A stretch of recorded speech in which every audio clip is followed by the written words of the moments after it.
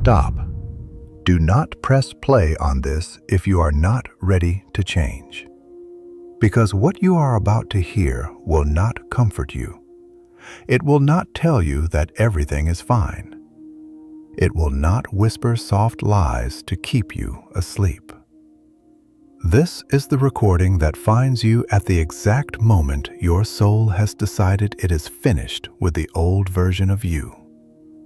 Most people will scroll past this. Most people will click away in the first 30 seconds because something inside them, something old and frightened and deeply committed to staying small, will whisper that this is not for them. But you are still here. And that means something. That means the part of you that knows, the part that has always known, is awake enough to recognize a door when one appears. So I am asking you to do one thing right now. Stay. What follows is not a story about someone else's transformation. It is the map of your own. The treasure this video is pointing to is not outside of you. It never was. It has been waiting, buried beneath years of fear and doubt and borrowed beliefs, in the only place you forgot to look: inside. For decades, Carl Jung observed that people rarely suffer because of reality itself. They suffer because of the hidden patterns living beneath consciousness. He called this realm the unconscious, and he believed that until we transform what lives there, our outer life continues to repeat itself. Everything you are about to discover today is rooted in that single, timeless truth. The outer world is not your problem. The inner world is your answer. You are infinitely richer than you have ever allowed yourself to dream. If you could open the eyes of your mind for just a single moment, you would perceive that within you there exists an inexhaustible source of gold from which you can draw everything you require to live a magnificent, joyful, and abundant existence. You do not need to take from anyone. You do not need to struggle against others or compete for scraps at the edge of the table. It is all already inside. You do not need to beg life for a single thing. The treasure is here. It is present. It is now. And it is within you. Most human beings move through life like a sleepwalker crossing a field of diamonds, complaining bitterly that they have no shoes. I observe two distinct types of people in this world. On one side stands the demagnetized man. He is saturated with fear and relentless doubt. If you place an opportunity directly in front of him, he will say, "What if I fail? What if I lose everything? What if they ridicule me?" This individual is paralyzed not because he lacks ability or talent, but because he has severed the connection with his inner source. On the other side stands the magnetized man. He moves through life filled with confidence and deep, unshakable faith. He understands at the core of his being that he was born to succeed.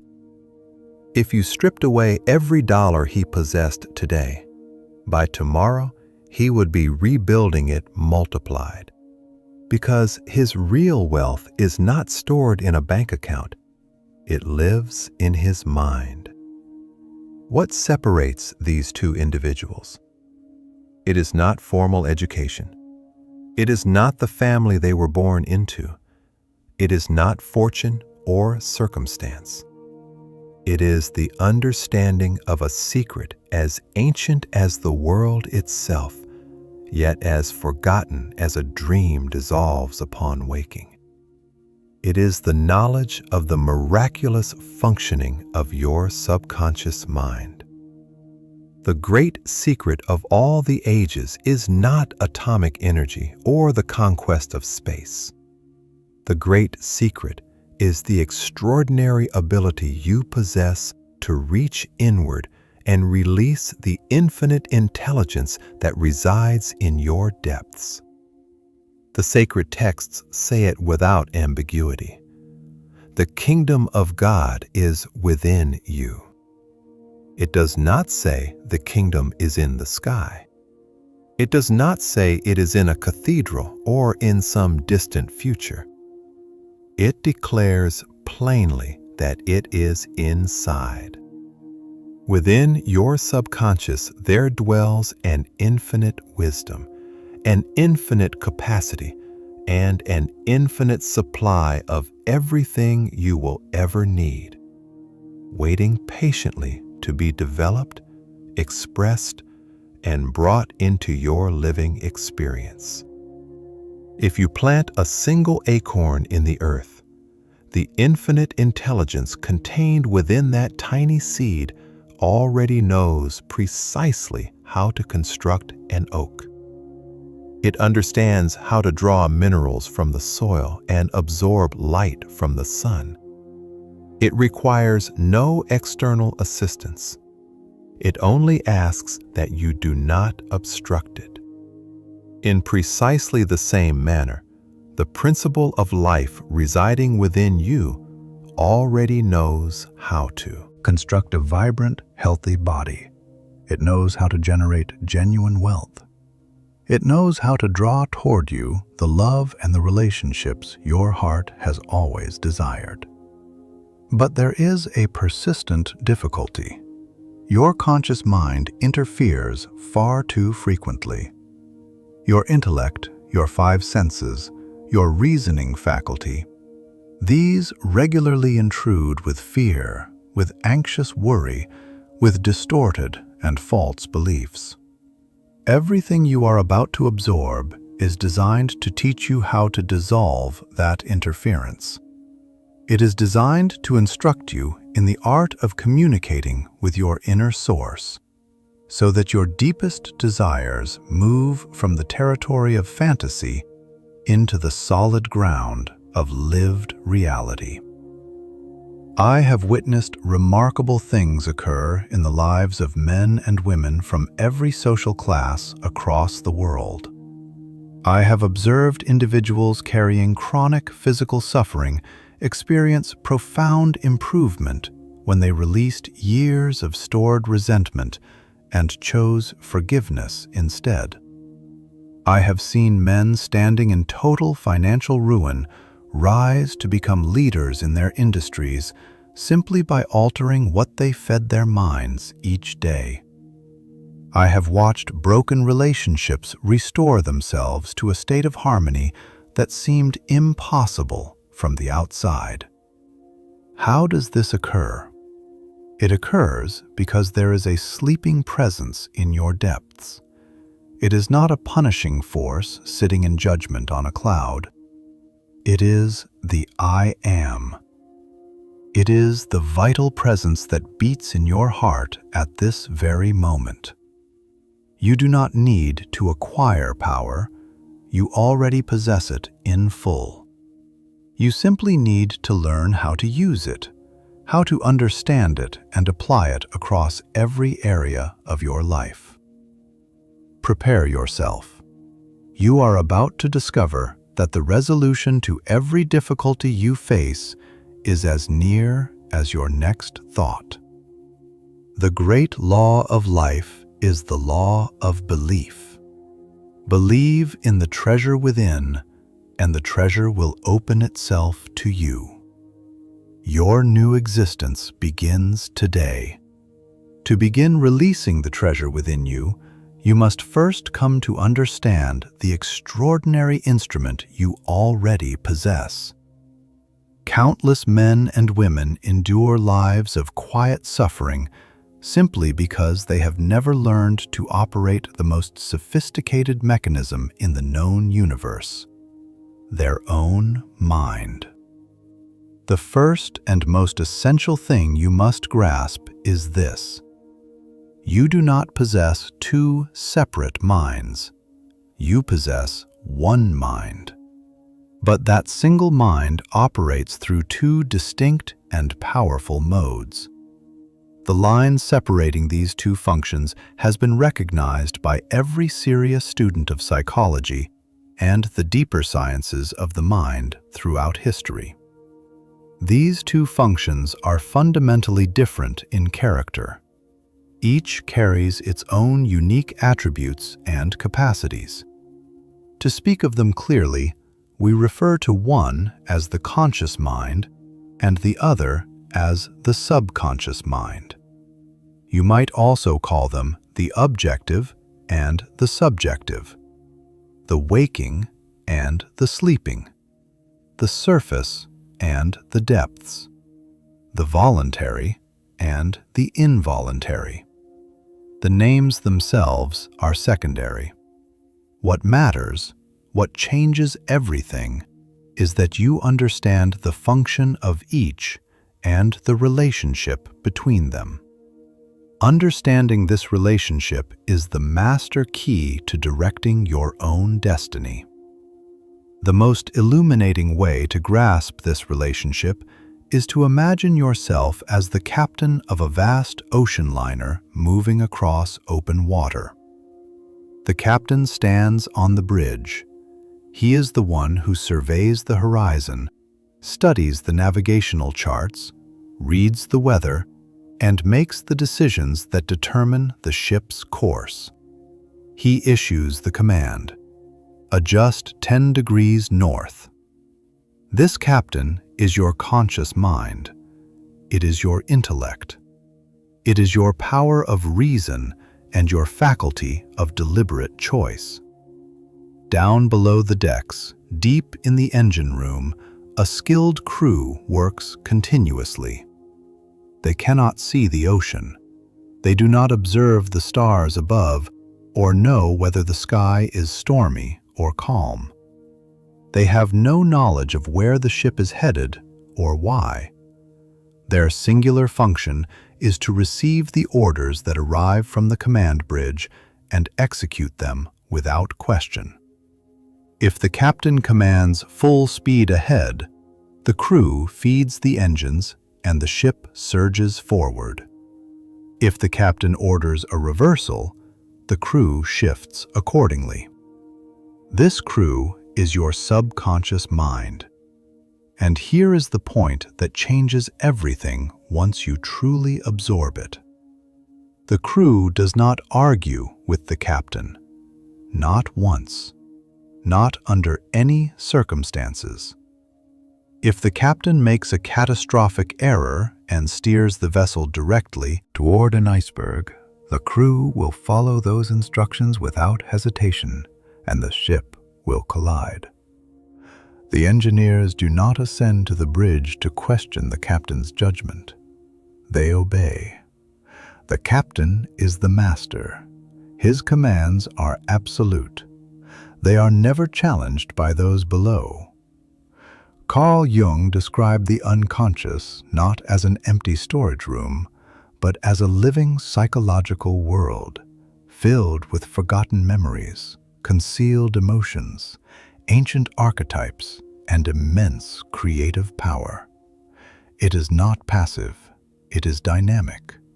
It is always responding to what the conscious mind sends downward, and it never, under any circumstances, refuses an order. Drop 11.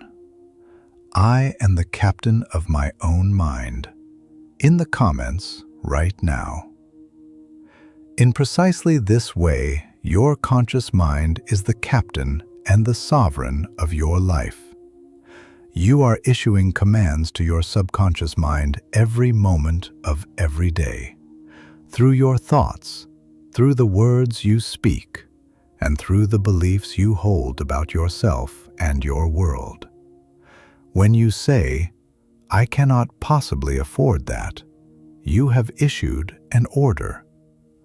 The crew acknowledges it and proceeds to ensure that the means to afford it remain blocked. When you say, "I always become ill during the winter," you have delivered a directive.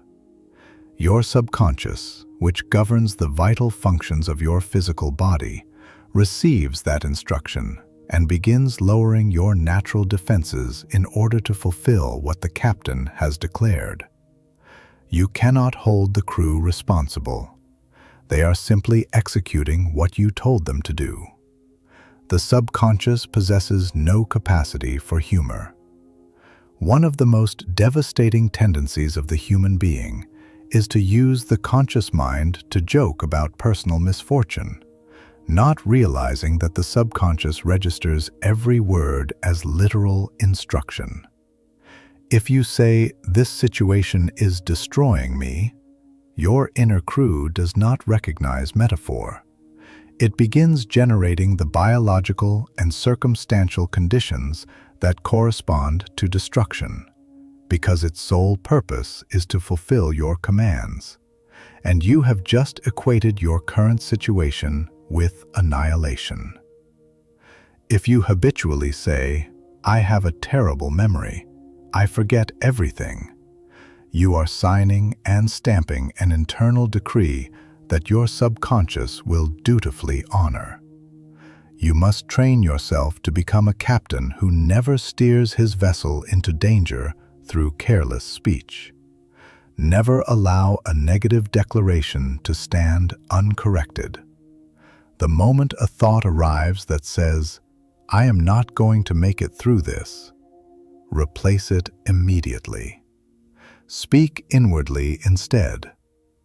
"The infinite intelligence within me already knows the way forward, and it is guiding me toward the outcome that serves my highest good."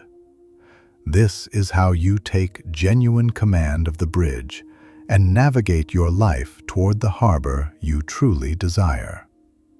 Consider another way of seeing this. Your subconscious mind is a garden, fertile and extraordinarily rich, that will grow with equal enthusiasm whatever seed you choose to plant in it, whether those seeds are life-giving or destructive. Every thought you entertain is a cause. Every condition in your life is its effect. Your mind is the gardener.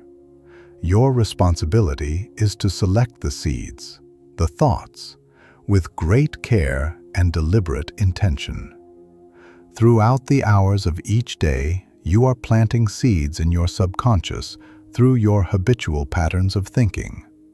If you consistently plant thoughts of peace, of right action, of genuine happiness and expanding prosperity, if you dwell on these qualities with genuine feeling and focused attention, you will harvest an extraordinary and abundant life.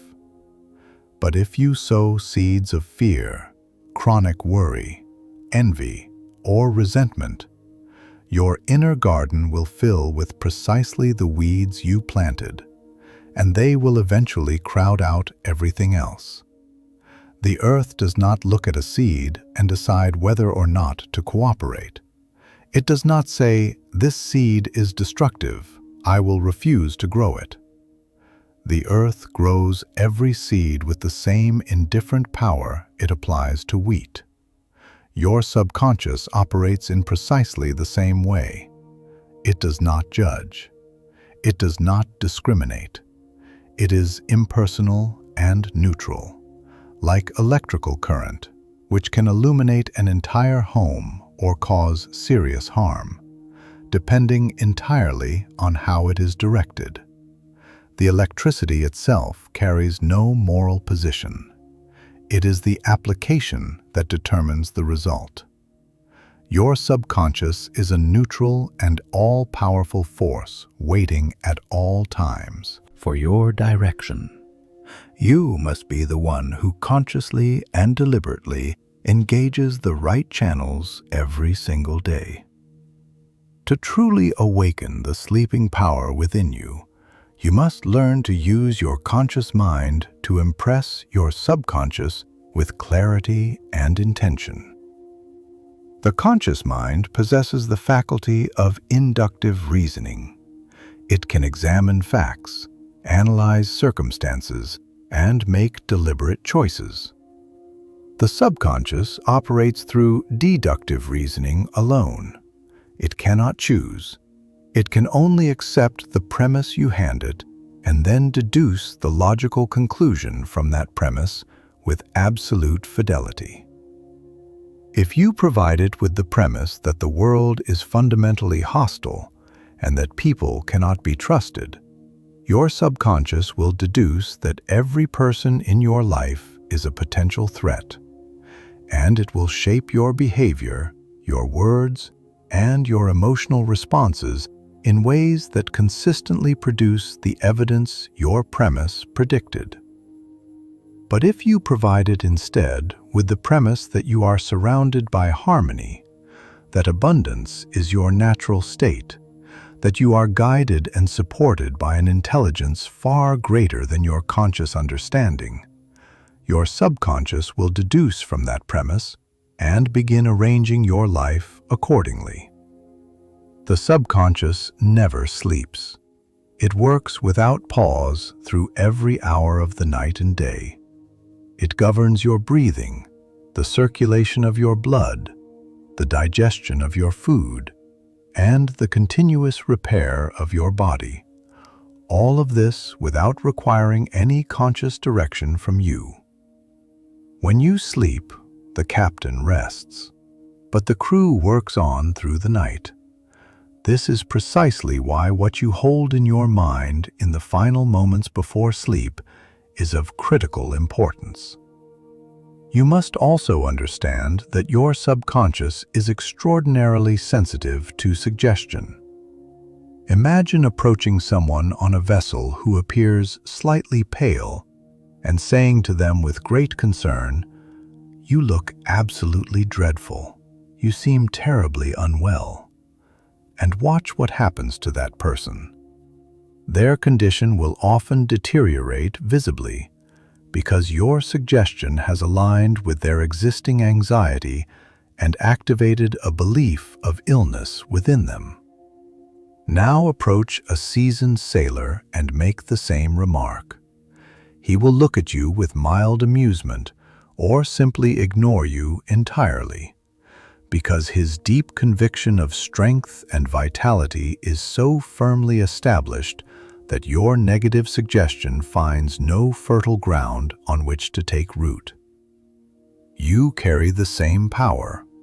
When the voices around you, the news, the pessimistic conversation of others, the general atmosphere of alarm that pervades so much of modern life, tell you that circumstances are against you, you possess the full and sovereign ability to respond. That may be the experience of others. It is not mine.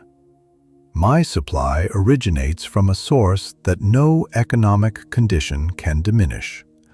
I am always moving forward.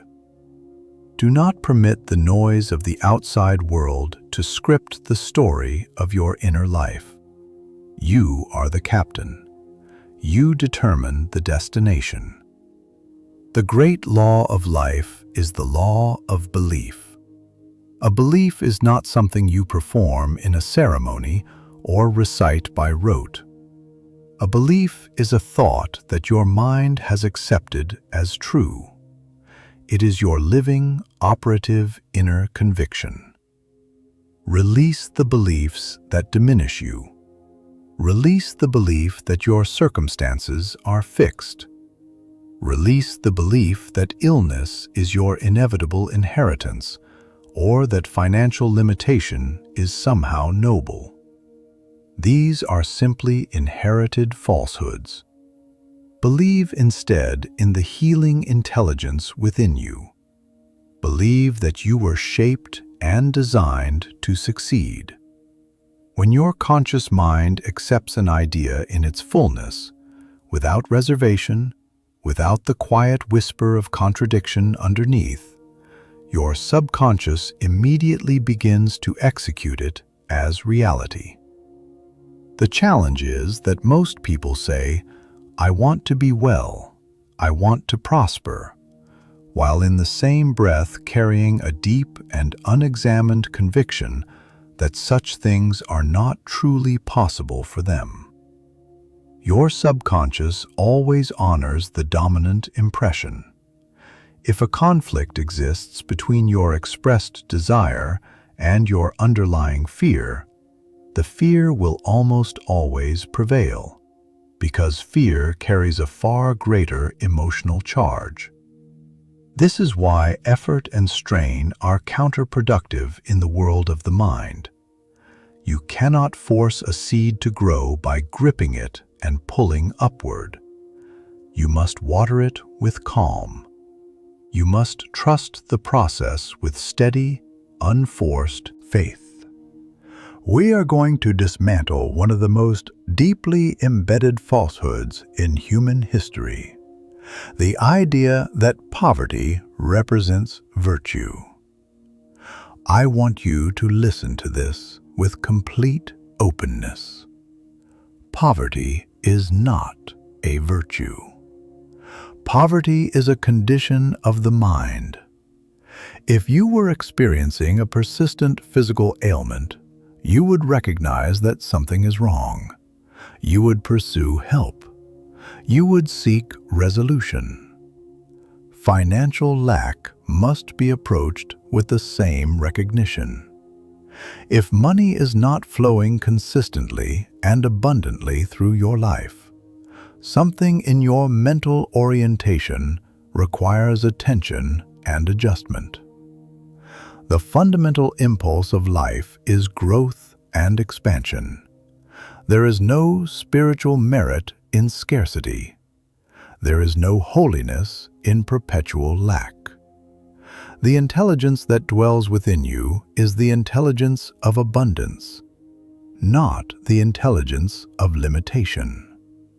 You were created to flourish. We must first clear away the distortions and superstitions that have accumulated around the subject of money. Money is a symbol, nothing more and nothing less. Throughout the centuries, it has worn many forms: salt, livestock, precious metals, paper, and now streams of digital information. Money is the symbol of exchange, of circulation, of the flow of value between human beings. If you possess it, you are free in the economic dimension, free to move, to learn, to inhabit environments that nourish you, to extend help toward those who need it. When blood circulates freely and fully through your body, you are in a state of physical vitality. When money circulates freely through your life, you inhabit a state of economic vitality. When fear causes people to hoard money and stop its natural movement, a kind of internal blockage forms, and both the individual and the larger system suffer. Money is energy. It must flow. Detach yourself permanently and decisively from any notion that money is contaminated or morally suspect. If you carry a deep belief that wealth is somehow dirty or corrupting, money will consistently move away from you. This is not a poetic observation. It is a functional law. You lose what you internally condemn.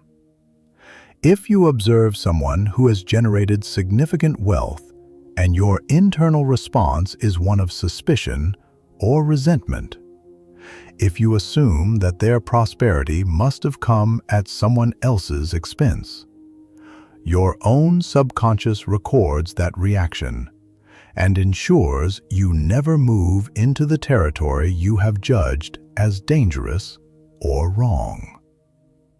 Never criticize what you wish to attract. Never speak with contempt about the very condition you are hoping to create. You have likely encountered the frequently misquoted phrase that money is the root of all evil.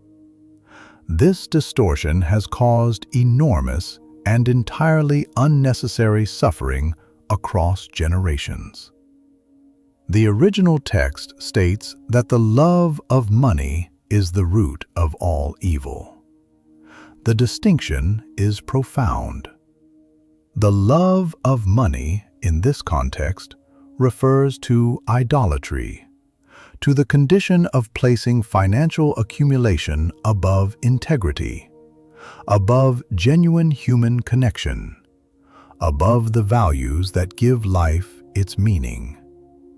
If the accumulation of wealth becomes your singular purpose and replaces all other values, your life will become unbalanced. You might accumulate great sums while becoming impoverished in health, in relationship, in the quiet satisfaction of a life well lived. But this truth does not suggest that money itself is the problem. It is simply pointing to right relationship with it. Use money. Do not allow money to use you. It is an extraordinary servant. It is a devastating master. When you understand that the true source of all supply exists within you, that the outer manifestation is simply the shadow cast by your inner state, you stop worshiping the symbol and begin honoring the source. Here is the understanding that changes everything about wealth, and it is something almost no one is taught. Wealth does not flow primarily from hard work. Wealth is a state of mind. It is a consciousness. If you were to take someone who carries a genuine wealth consciousness, someone whose subconscious has fully absorbed the idea that abundance is their natural state, and place them in the most challenging of circumstances, they would begin creating value and generating prosperity almost immediately. They carry the mold. They carry the pattern.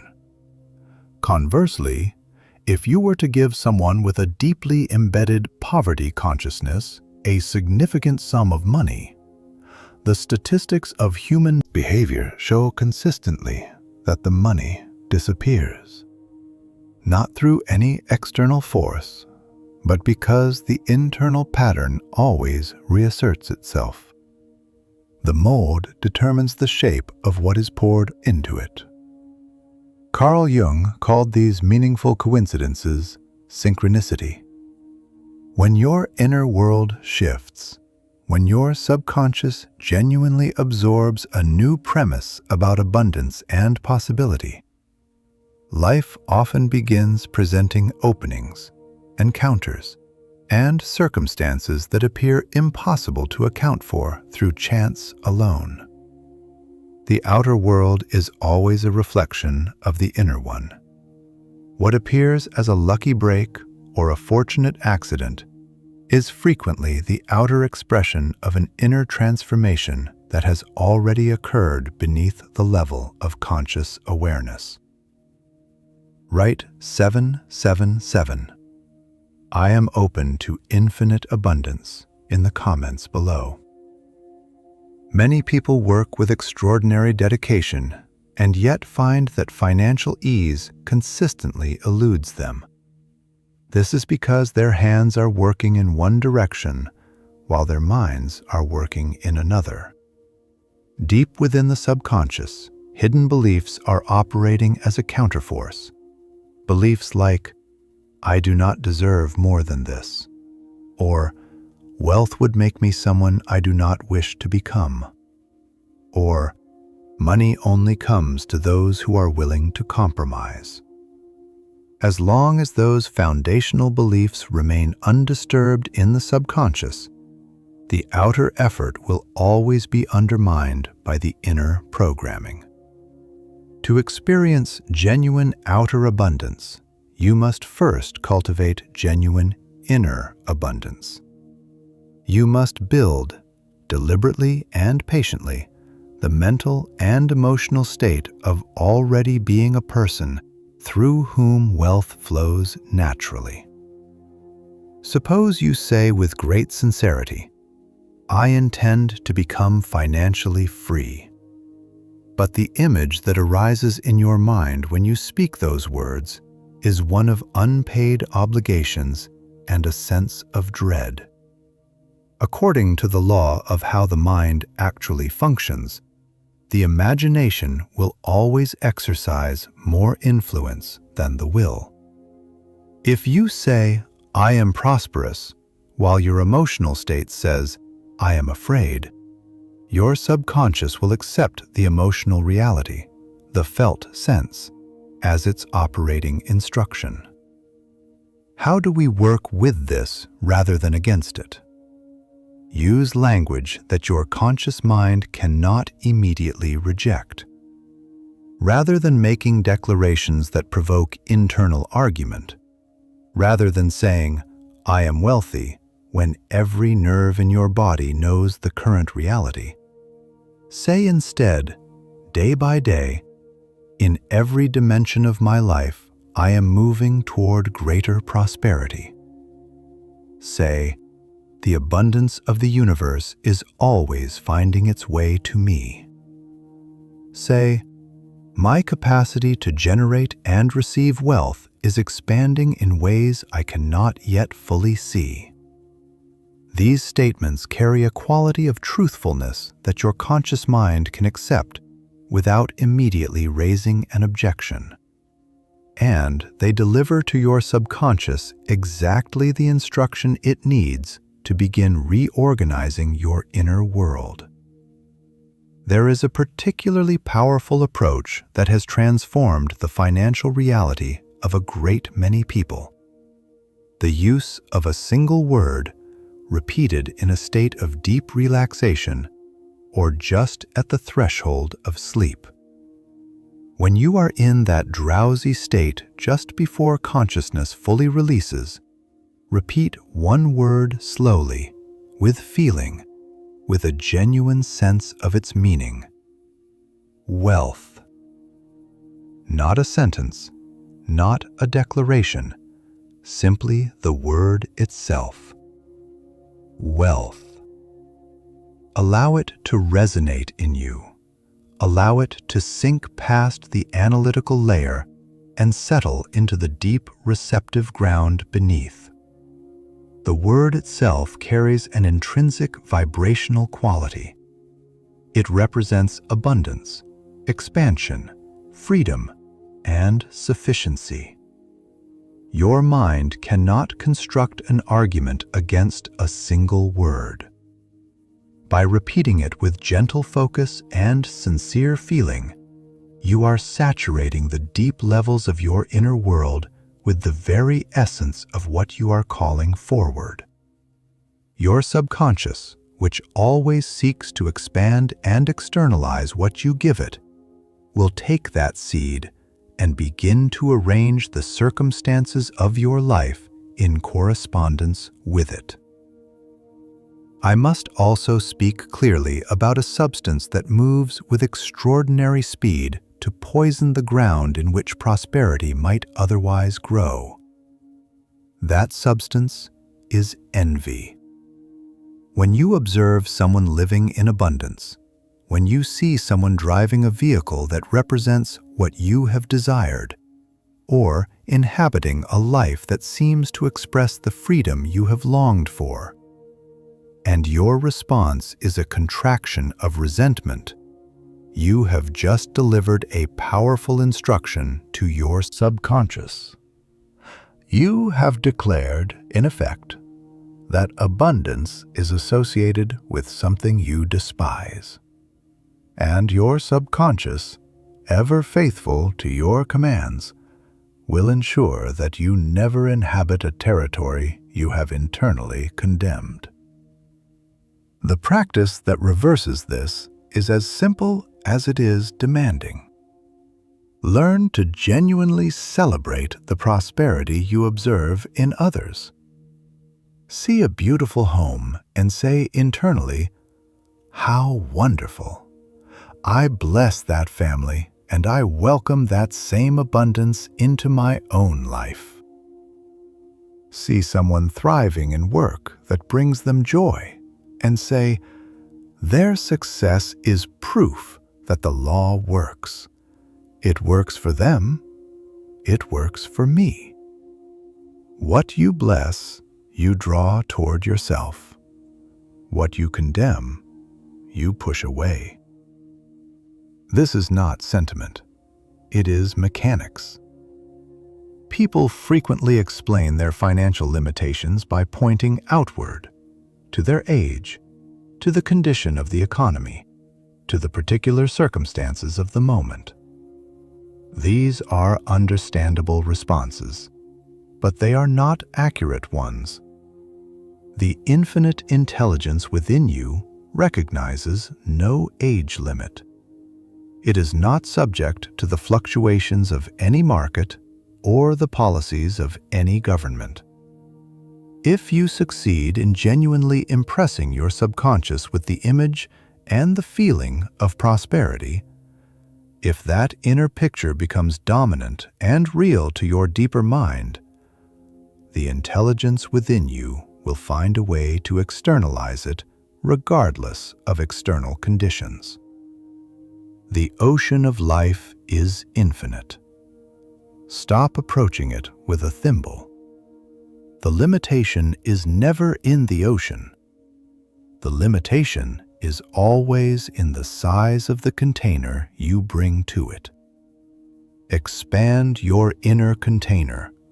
Expect more. Ask for more. Do not say, "I simply want enough to cover my obligations." That is a thimble.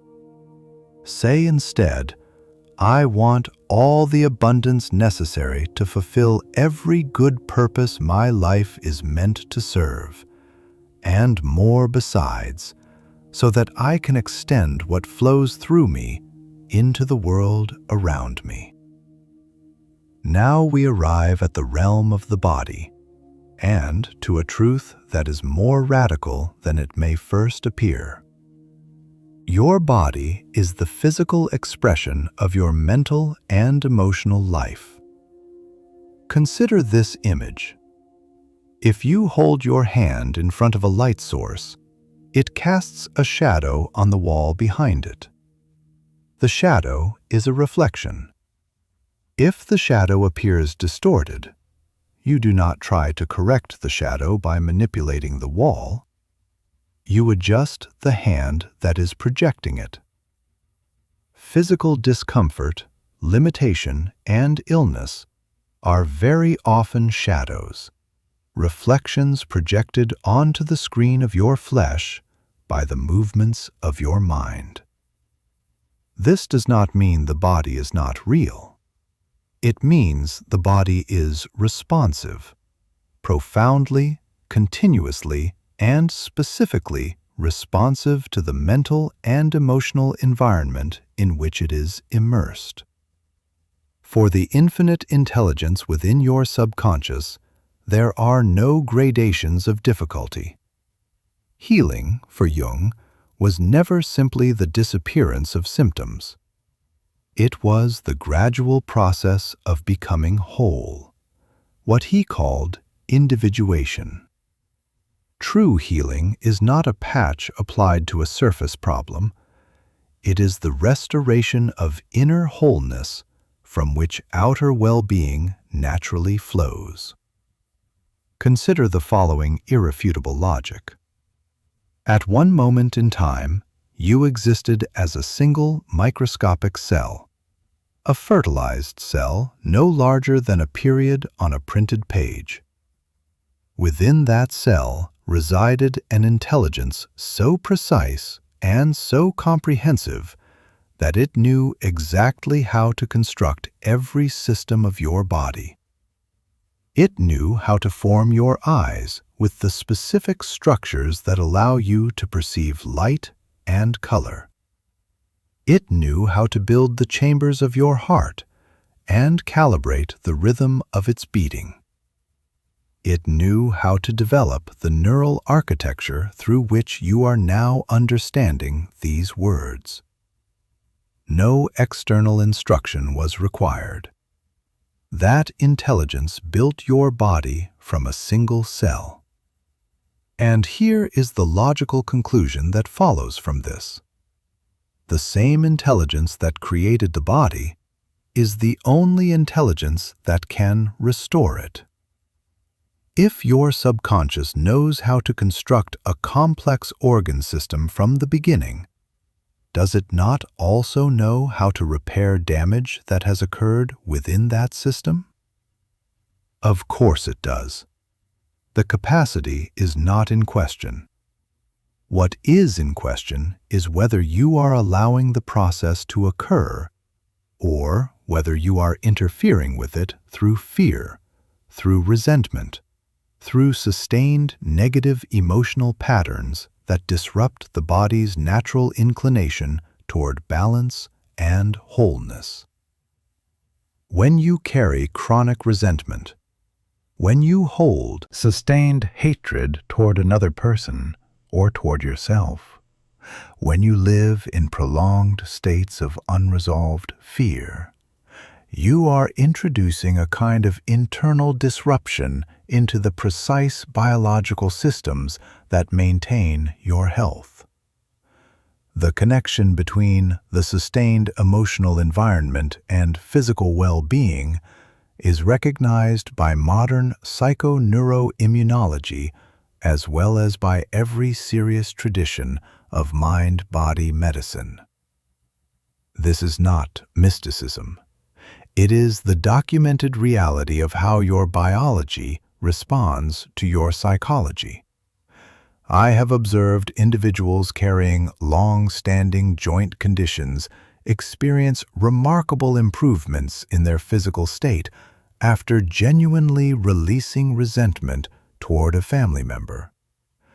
I have seen respiratory difficulties ease when the underlying emotional suffocation, the feeling of being overwhelmed by an impossible expectation, was acknowledged and released.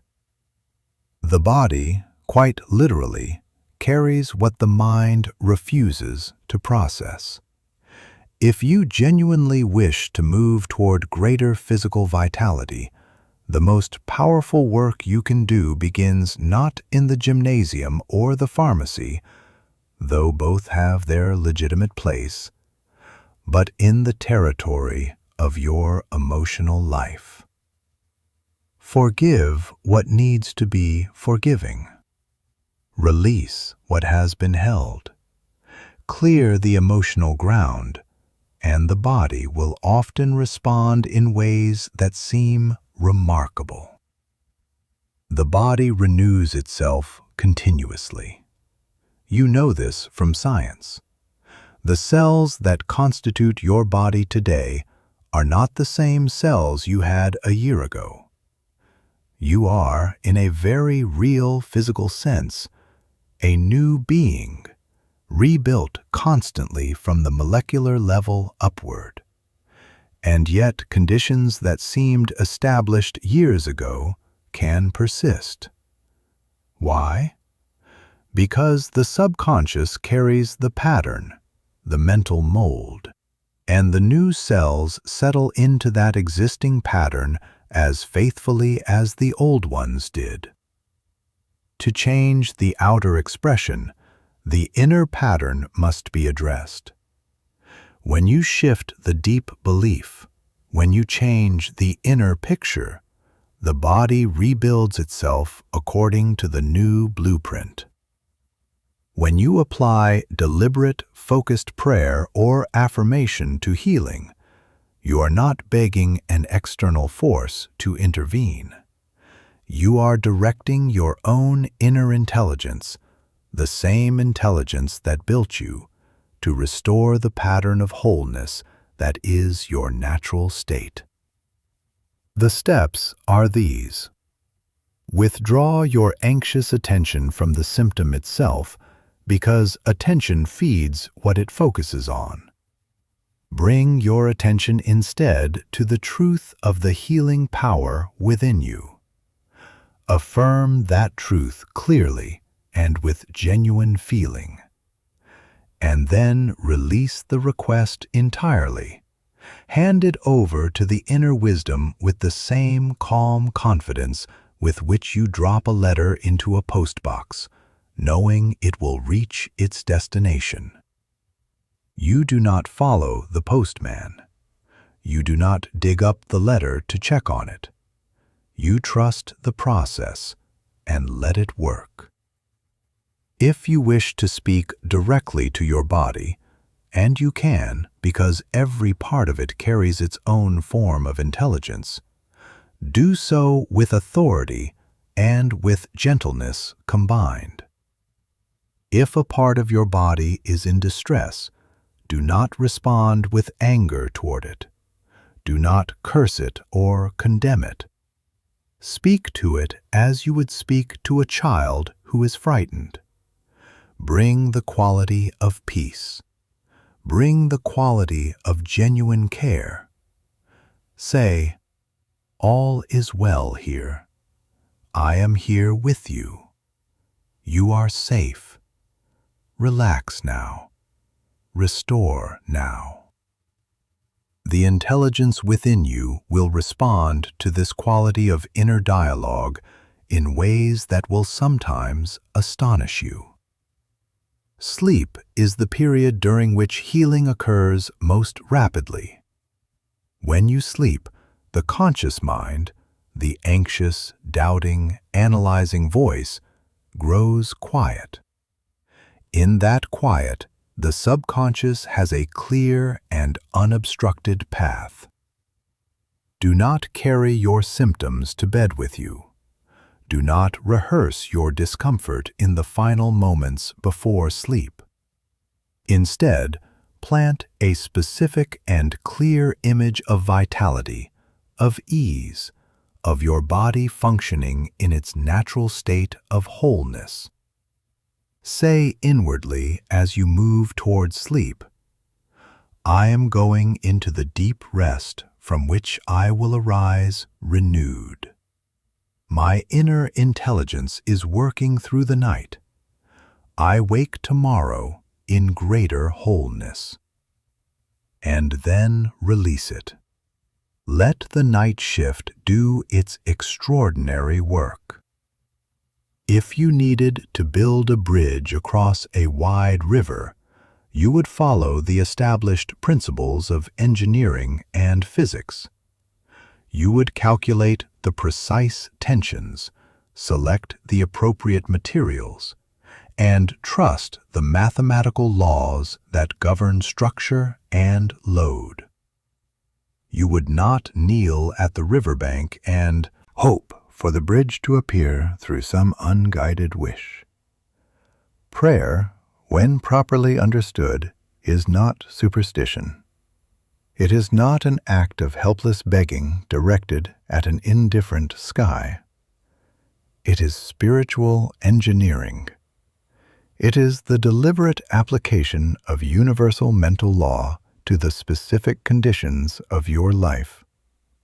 There is an enormous difference between the prayer most people practice, hesitant, fearful, uncertain, laced with an underlying conviction that the request will probably not be answered, and what might be called scientific prayer. The hesitant prayer sometimes produces results when an intense surge of emotional faith momentarily overrides the doubt underneath it. But prayer that is aligned with the actual law of the mind produces results consistently, not because of luck or divine favoritism, but because it follows an invariable principle. Your thought is the action. The response of your subconscious is the automatic reaction. When the action is correctly applied, the reaction is not merely probable. It is certain. Here is the paradox that confuses most people and prevents them from receiving the answers they genuinely seek. In the world of the mind, effort and struggle produce the opposite of what is intended.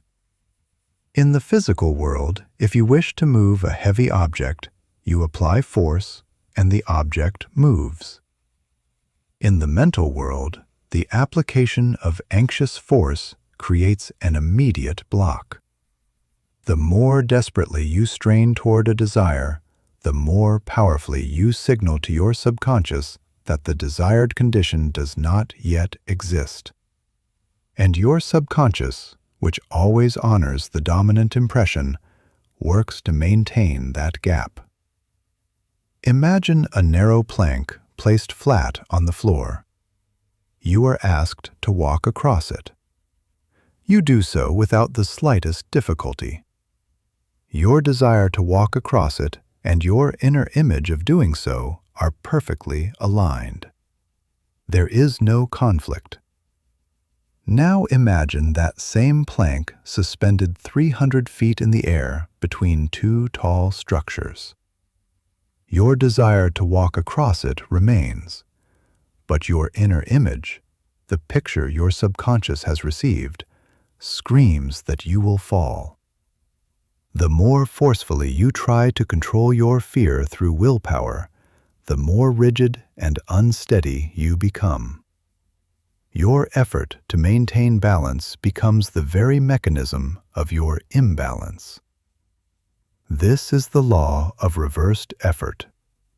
The same dynamic operates in prayer and affirmation. If you pray for healing with desperation, you are simultaneously broadcasting to your subconscious the felt reality of sickness. If you pray for financial abundance while your stomach is clenched with fear, the emotional signal you are sending, "I am in lack, I am afraid," carries far more weight than the words you are speaking. Scientific prayer must be gentle. It must be calm. It must carry the quality of quiet certainty rather than anxious demand. You are not forcing anything into being. You are recognizing a truth that already exists at the level of infinite intelligence and inviting it to express itself through the circumstances of your physical life. The process moves through three essential movements. The first is recognition, acknowledging the challenge as it exists in the physical dimension while simultaneously holding the awareness that at the level of infinite intelligence, the resolution already exists. The second is acceptance, genuinely receiving the solution as already accomplished, not hoping it might occur, but accepting it as the operating reality of your deeper mind. The third is gratitude, giving thanks as if the outcome has already manifested, because within the deeper laws of the mind, it has. Gratitude is not a performance. It is the seal on the prayer, the confirmation of your absolute trust in the intelligence that is now working on your behalf. The most natural way to impress the subconscious with a new reality is through vivid, emotionally engaged mental imagery. The subconscious is, in its deepest nature, a recorder of images and feelings. Words alone carry limited power. Words charged with genuine feeling and accompanied by clear mental pictures carry extraordinary power.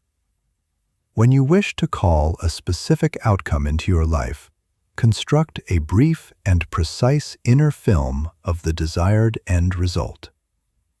Do not concern yourself with the process by which it will unfold, the specific steps, the logical sequence, the how.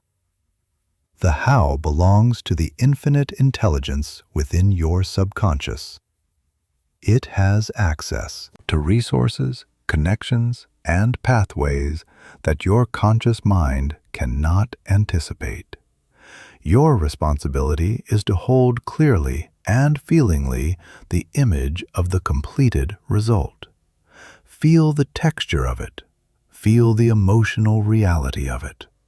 Let it be, in your inner experience, as real and as present as anything you have touched or seen in the outer world. Another particularly powerful approach involves the state that exists just at the threshold of sleep. That drowsy, half-waking condition in which the critical, analytical faculty of the conscious mind has partially released its grip. In this state, which some call the theta state, suggestions penetrate into the subconscious with exceptional ease. Condense your desire into a phrase of 5 or 6 words, short enough to repeat as a kind of inner lullaby. If it is healing you are calling forward, you might repeat silently, "Perfect life flowing through me now." If it is abundance, say, "Divine supply moves through me now." Allow the phrase to repeat gently and without effort, the lips barely moving, the mind soft and receptive, until sleep carries you completely. Do not force the process. Simply allow the phrase to sink past the surface and settle into the deep, receptive ground beneath. The inner intelligence will work with it throughout the night. For those moments when fear is so strong that visualization itself is impossible, when any attempt to picture abundance immediately produces a picture of lack, or any attempt to imagine health immediately conjures the opposite, there is a practice that bypasses the obstacle entirely. That practice is pure gratitude.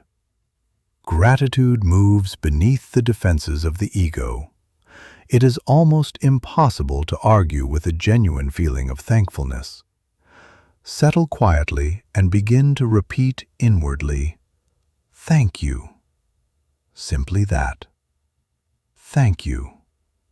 Repeat it with genuine feeling, allowing your mind to turn softly toward your desire as you do so. By saying thank you with sincere feeling, you are communicating to your subconscious that something good has already occurred or is in the process of occurring. The subconscious hears the emotional signal of gratitude and proceeds to create the outer circumstances that correspond to it.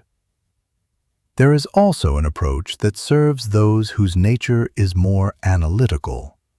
Those who find that blind acceptance produces more resistance than it resolves. This consists of applying reasoned argument to your fear, engaging it like a lawyer engages an opposing position in a courtroom, until you have genuinely convinced yourself of the spiritual truth.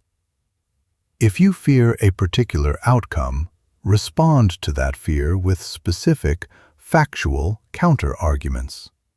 Reason through it. Build the case for the positive reality. When your internal verdict shifts, when the fear has been genuinely addressed by the logic of your deeper knowing, your subconscious will execute that verdict in the outer world. If you complete a prayer and within minutes find yourself wondering whether it will actually work, you have undermined it. You have, in the language of gardening, dug up the seed to see whether it has begun to sprout. The subconscious does not respond to coercion or anxious surveillance. After you have prayed, after you have genuinely recognized, accepted, and given thanks, release the subject entirely. Carry the quality of deep inner peace about it. This is what genuine faith actually looks like. Not the performance of certainty, but a settled, quiet knowing that allows you to be present with the rest of your life without clutching at the outcome you have handed over. When fear tries to re-enter, meet it with, "It is done. It is handled. I have given this to the intelligence within me." And return to the present moment. Now we come to the territory of human relationship, and to a truth that is simultaneously the most difficult to accept and the most liberating to actually live. Man was not designed for isolation. Your life, at its deepest level, is a continuous experience of relationship, with the life force that sustains you, with the people who surround you, with the world through which you move. If every material circumstance in your life were arranged to perfection, but your relationships were characterized by conflict, loneliness, and sustained resentment, the accumulation of the rest would feel hollow. Real success is not separable from the quality of your inner relational life. Many carry a deeply held belief that the right partner, the right friends, the right professional connections are matters of luck. That some people simply happen to encounter the right people, while others do not. But in the world of the mind, there are no accidents. The people who currently populate your experience are not there randomly. Your subconscious, functioning as an extraordinarily sophisticated magnetic field, has drawn them to you through the quality of the beliefs, images, and emotional patterns you carry most consistently in your inner world. Carl Jung called this the mirror principle, what he understood as the projection of the unconscious onto the external world. What disturbs us most in others is almost always something we have not yet integrated in ourselves. The world is a system of mirrors.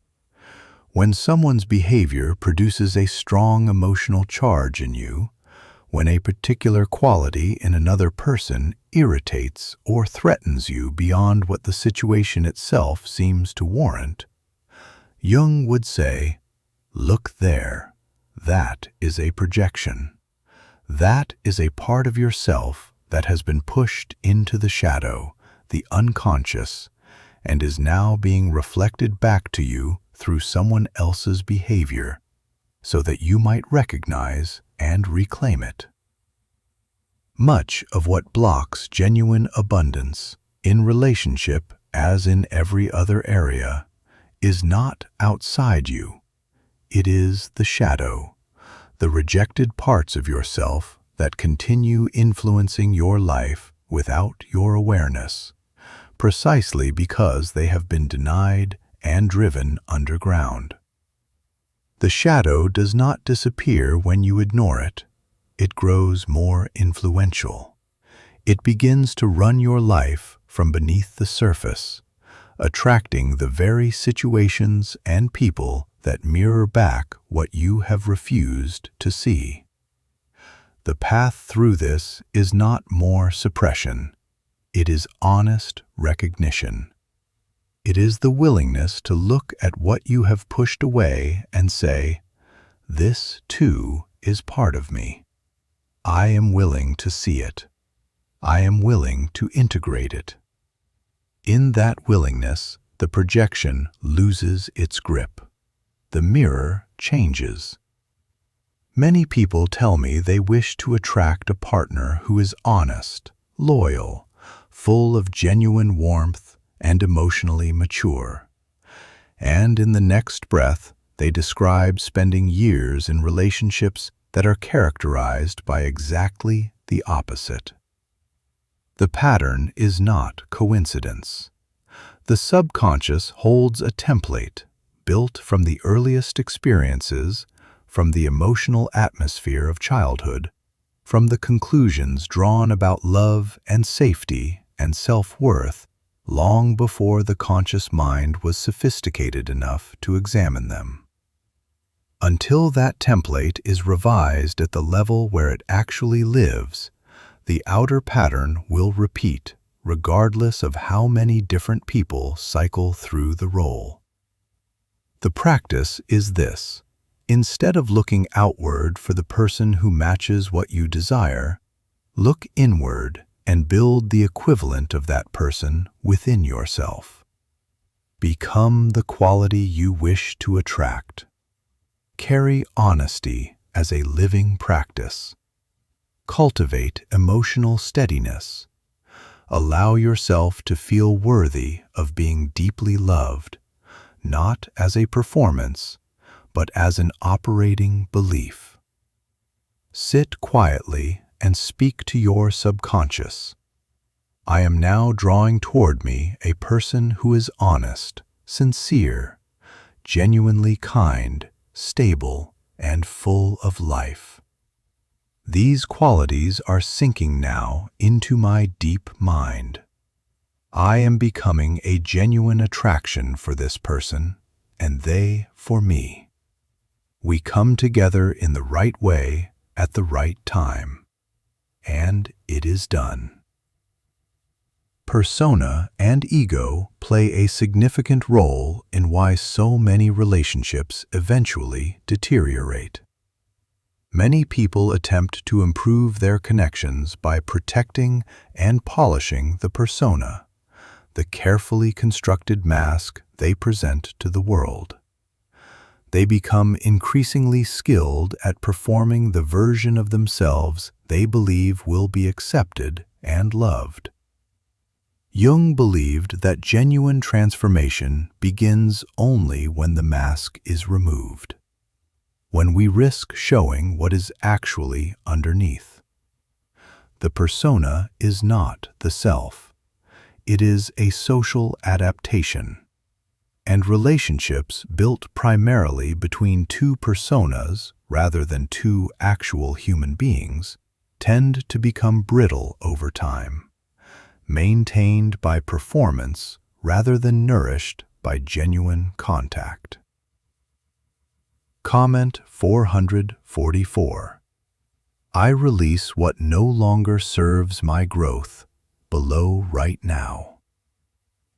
If you are currently in a relationship that carries significant tension, the instinctive response is often to focus on what the other person needs to change. This is not only ineffective, it is a distraction from the only territory in which you actually have genuine authority. You cannot change another person. You can only change the quality of the consciousness you bring to the relationship. If you carry genuine resentment toward your partner, they will feel it. Not because they have access to your private thoughts, but because the emotional field between two people is far more permeable than we typically acknowledge. The quality of what you hold internally shapes every interaction far more than the specific words you choose. The practice that actually works, that changes the lived experience of a relationship over time, is the practice of holding a clear, loving inner image of the other person as they are at their best. Not as you are demanding them to be, not as a correction of their current behavior, but as a genuine recognition of their deeper nature and highest possibility. Say internally, the divine intelligence within this person is moving them toward their highest expression. I see them through the eyes of their own wholeness. I bless what is best in them, and I call it forward. As your inner image of them shifts, the dynamic between you shifts with it. This is not magic. It is the consistent, documented reality of how human beings affect one another through the quality of what they hold. Jealousy is not love. This needs to be stated clearly, because jealousy is frequently confused with love, even experienced as evidence of love's intensity. Jealousy is the emotional expression of a specific inner belief. I am not enough. I am insufficient. I am at risk of losing what matters to me because I do not fundamentally deserve to have it. This belief, held consistently in the subconscious, generates a creative force of its own, one that tends to produce precisely the outcome it fears. The cure for jealousy is not more surveillance of the other person. It is the steady, patient work of building genuine self-worth, of coming to actually believe, at the level of your deep mind, that you are lovable, that you are enough, that love flows toward you naturally because you are genuinely worthy of it.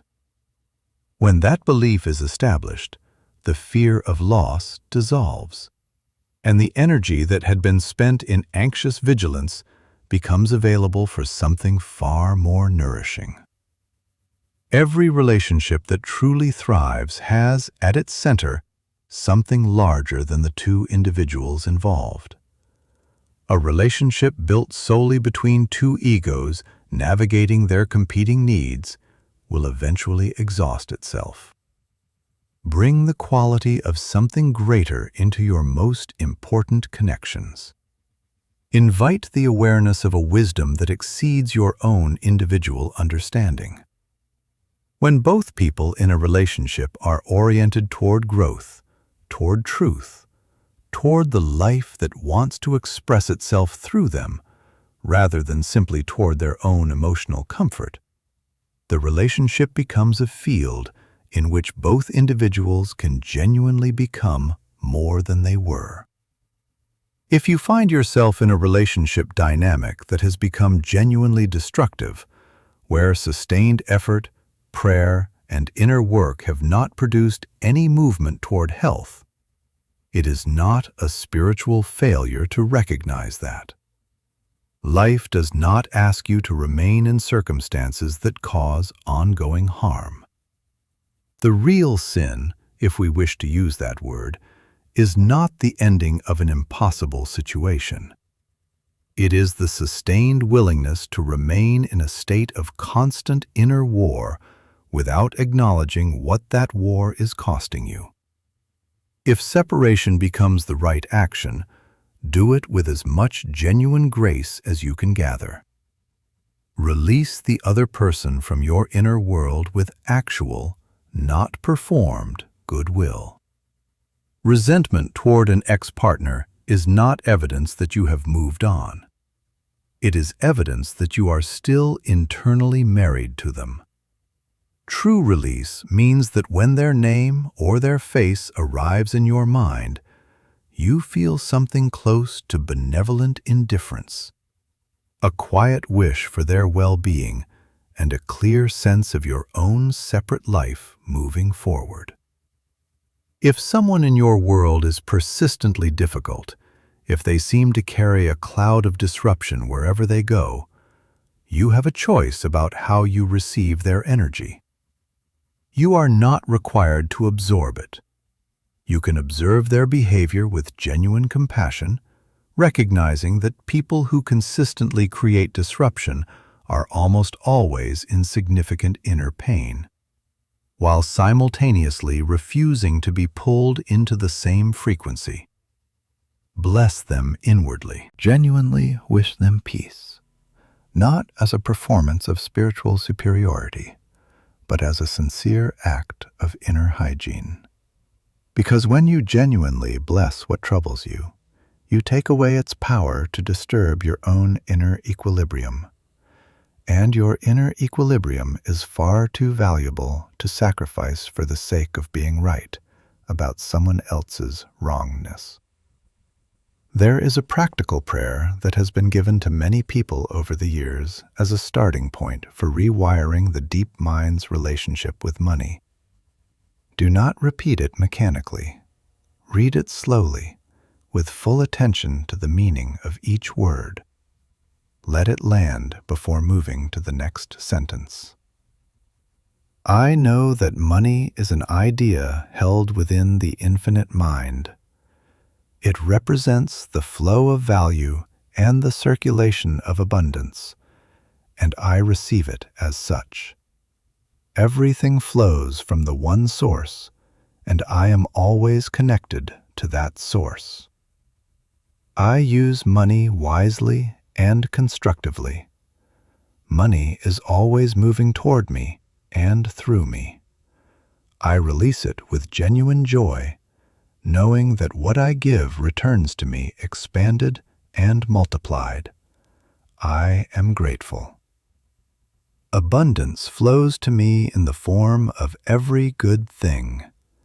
I am a channel through which wealth moves freely, and I use it always in the service of what is genuinely good. By reading this with sincere attention morning and evening, you are systematically clearing from your deep mind the accumulated deposits of old lack thinking, and you are installing in its place the operating belief that abundance is your natural, expected, and continuous state.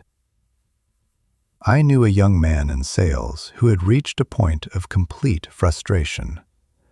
He was skilled, he was knowledgeable, and yet his results were consistently below what his ability should have produced. When we talked, a pattern emerged. He had developed an unconscious resentment toward people who had significant money.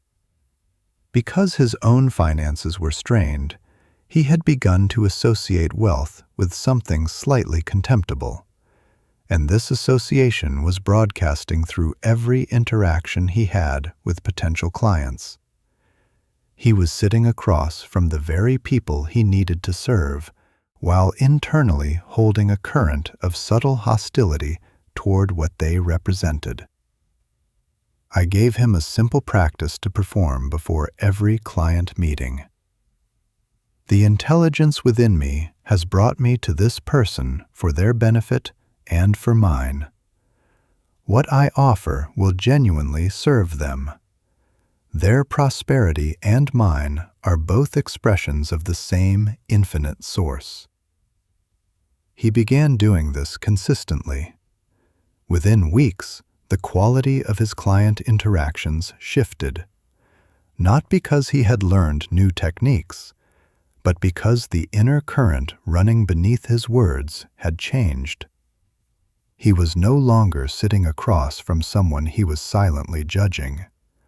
He was sitting across from someone he was genuinely there to serve. His results reflected that shift almost immediately. If you carry financial obligations that currently feel overwhelming, if the arrival of bills produces a tightening in the chest and a cascade of anxious mental activity, notice that the anxiety itself is functioning as a creative force working against the resolution you need. Fear of debt magnetizes more debt. The feeling of being trapped in financial obligation creates the inner conditions that perpetuate the outer condition. The practice is to change your internal relationship to the obligation. When a bill arrives, rather than responding with dread, respond with acknowledgement. This represents a service that was extended to me. I honor it. I bless the money that will fulfill it, and I trust that the intelligence within me knows how to arrange the means for this to be resolved. Then use your imagination to feel the reality of the obligation being met. Not the desperate hope that it might be met, but the felt sense of the resolution as already present in the deeper mind. This shifts the inner conditions, and the inner conditions determine the outer ones. Now I want to return to something essential about the healing process, something that is often overlooked in the rush towards specific techniques and methods. The most important element in any genuine approach to physical well-being through the mind is not the specific words of any prayer or affirmation. It is the quality of inner state from which those words arise. A prayer spoken from a place of genuine peace, of settled trust, of actual inner stillness, carries an entirely different quality than the same words spoken from a place of anxious grasping. The subconscious responds not to the specific language, but to the emotional signal beneath it. If the emotional signal is fear dressed up in positive words, the subconscious receives fear. If the emotional signal is genuine peace, genuine trust, and a genuine quality of already knowing, the subconscious receives that and responds to it. This is why the cultivation of inner stillness is not a luxury or a supplementary practice. It is the foundation of everything else. Every technique becomes dramatically more effective when it arises from a ground of genuine inner quiet, and every technique becomes considerably less effective when the person applying it is simultaneously broadcasting a deeper signal of doubt or anxiety. The single most transformative practice available to you is therefore not any specific affirmation or visualization.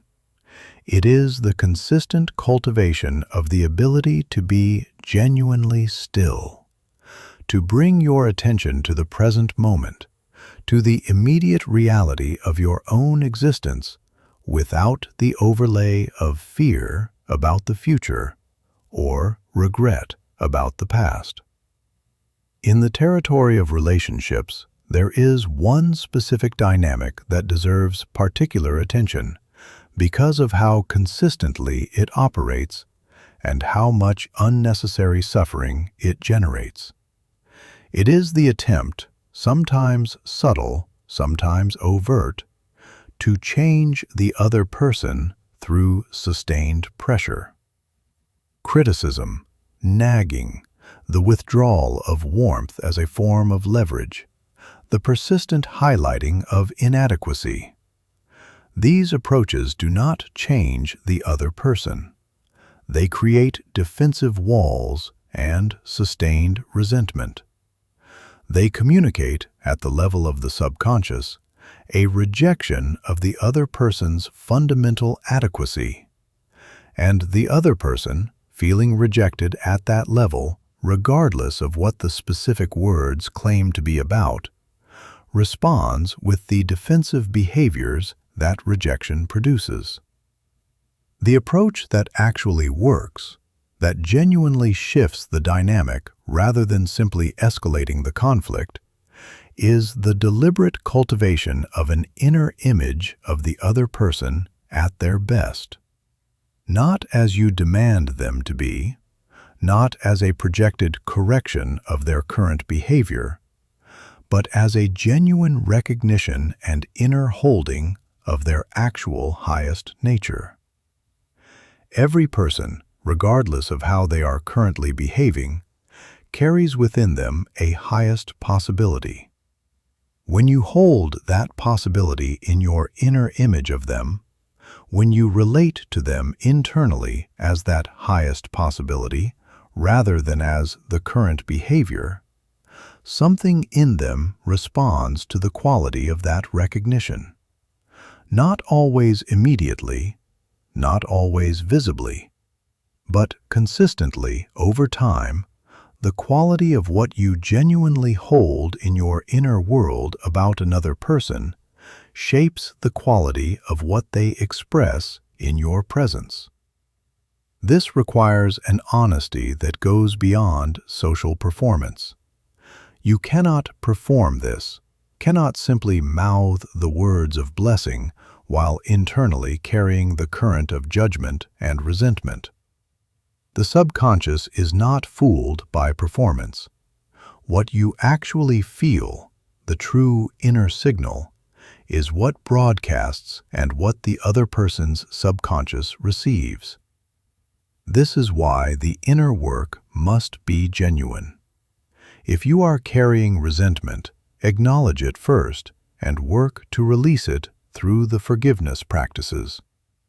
Clear the ground of the true inner feeling before attempting to plant the positive image in its place. There is also a dimension of relationship that most people do not consciously consider: the quality of the relationship you maintain with yourself. The relationship you have with yourself is the template for every other relationship in your life. How you speak to yourself inwardly, the degree of patience and compassion you extend toward your own limitations and struggles, the degree to which you genuinely consider your own well-being as deserving of care and attention, all of this shapes, at the level of the subconscious, what you broadcast into every relationship you enter. If you are consistently harsh with yourself internally, if the voice in your own head is primarily critical, demanding, and dismissive of your genuine needs, you will tend to attract relationships that mirror that quality. And you will accept treatment from others that corresponds to what you believe you deserve, which is rooted in the quality of your inner self-regard. The cultivation of genuine self-respect, not arrogance, not performance of self-confidence, but the actual lived experience of regarding yourself as a person of inherent worth, whose inner life deserves attention and care, is foundational work. It cannot be skipped. Every other relational improvement is built on this foundation. When you genuinely respect and care for yourself at the level of the deep mind, the quality of people and relationships that your subconscious attracts will shift correspondingly. On the subject of fear, I want to add something specifically about the fear of other people's opinions, because this particular form of fear exercises an enormous influence over the lives of a very large number of people, and because its grip tends to tighten rather than loosen unless it is directly addressed. The fear of judgment, of criticism, of appearing inadequate in the eyes of others. This fear causes people to live lives that belong to someone else, to pursue paths that satisfy the expectations of others rather than the calling of their own deepest nature, to silence the expression that most wants to move through them because that expression might be judged, misunderstood, or rejected. The result is a sustained, low-level sense of inauthenticity, of living at a careful, managed distance from one's own actual life. The truth about external criticism is this: criticism only genuinely wounds when it lands on a pre-existing doubt within yourself. If someone tells you that you are a particular thing that you know with certainty you are not, the comment slides off without penetrating. But if someone names a quality or a failure that you already secretly fear about yourself, the wound is immediate and deep, because the criticism found a vulnerable place that was already open. This means that the cure for the fear of others' opinions is not to change the opinions of others. It is to genuinely resolve the inner doubts that make their opinions capable of causing harm. Do the inner work of genuinely knowing who you are. Build a relationship with your own nature that is grounded and honest and compassionate. When that relationship is solid, external criticism loses most of its capacity to destabilize you. There is one more dimension of the inner life that we must give careful attention before we move toward the final and deepest territory of this conversation. It is the practice of gratitude, not as a spiritual exercise performed once daily in a dedicated moment, but as a lived orientation that pervades the quality of how you move through ordinary experience. Gratitude, genuinely practiced, is one of the most powerful reprogramming forces available to the human subconscious. Here is why. The subconscious, as we have established, cannot distinguish clearly between outer reality and inner reality. When you feel genuine gratitude, the subconscious receives the signal that something good has been given or is present. It responds by moving toward the conditions that correspond to that signal, by orienting your awareness, your choices, and your unconscious behavioral responses toward more of what produced the gratitude. Conversely, when complaint and dissatisfaction are the dominant inner tone, when the habitual focus is on what is absent, what is insufficient, what is wrong, the subconscious receives that signal and continues to arrange your experience in correspondence with it. The practice of gratitude is therefore not simply a feel-good activity or a philosophical affirmation. It is an active reprogramming of the subconscious orientation from scarcity to abundance, from a stance of lack toward a stance of sufficiency and more. And it compounds over time. The more consistently you find genuine reasons for gratitude in the texture of your ordinary daily experience, the more your subconscious begins to orient toward noticing such reasons. And the more you notice, the more there is to notice.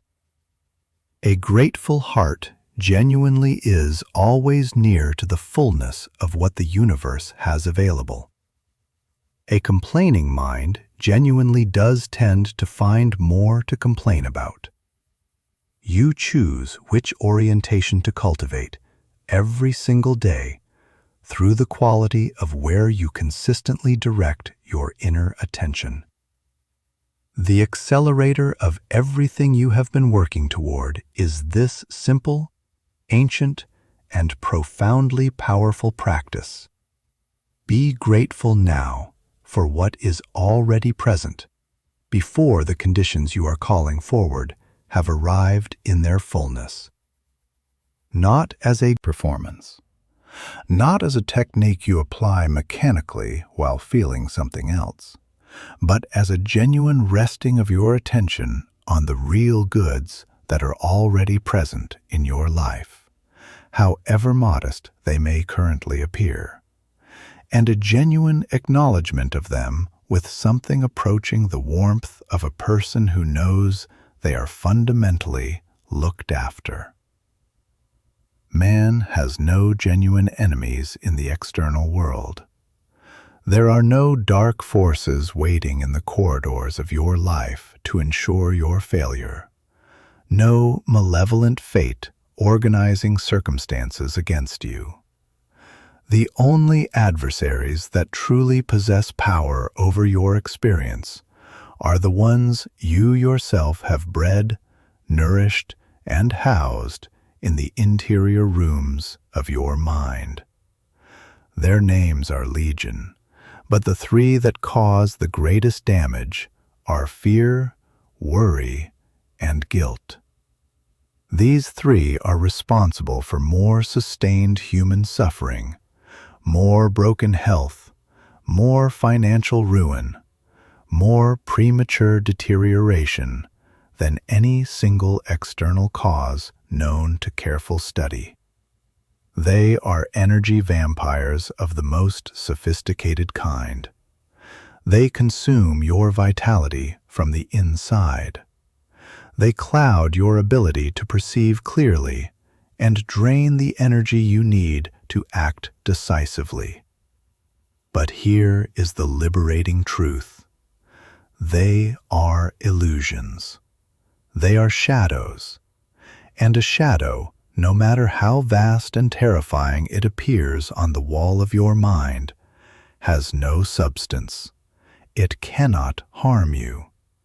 A shadow cannot injure you unless your reaction to it causes you to harm yourself. In this section, we are going to turn on the light. And when the light is turned on, when genuine understanding illuminates the interior, even the most ancient and deeply rooted shadows dissolve instantly. You are going to learn how to expel these intruders from the sanctuary of your mind for good. Fear, at its foundation, is simply a thought. It is not a physical thing. You cannot isolate it in a container or examine it under a lens.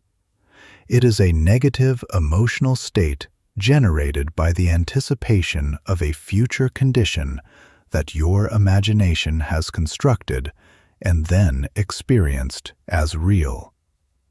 There are two distinct categories of fear. The first is natural, instinctive fear, the self-preservation response that causes you to step back from the edge of a cliff or remove your hand from a source of extreme heat. This form of fear is an expression of the infinite intelligence within you, working to protect your physical existence. It is appropriate. It is useful. The second category is what we might call chronic, imaginative fear. The persistent anxiety about failure, about poverty, about the future, about the opinion of others, about circumstances that have not yet occurred and in many cases never will. This is the fear that destroys. It is the destructive use of the extraordinary creative faculty of your imagination turned against yourself.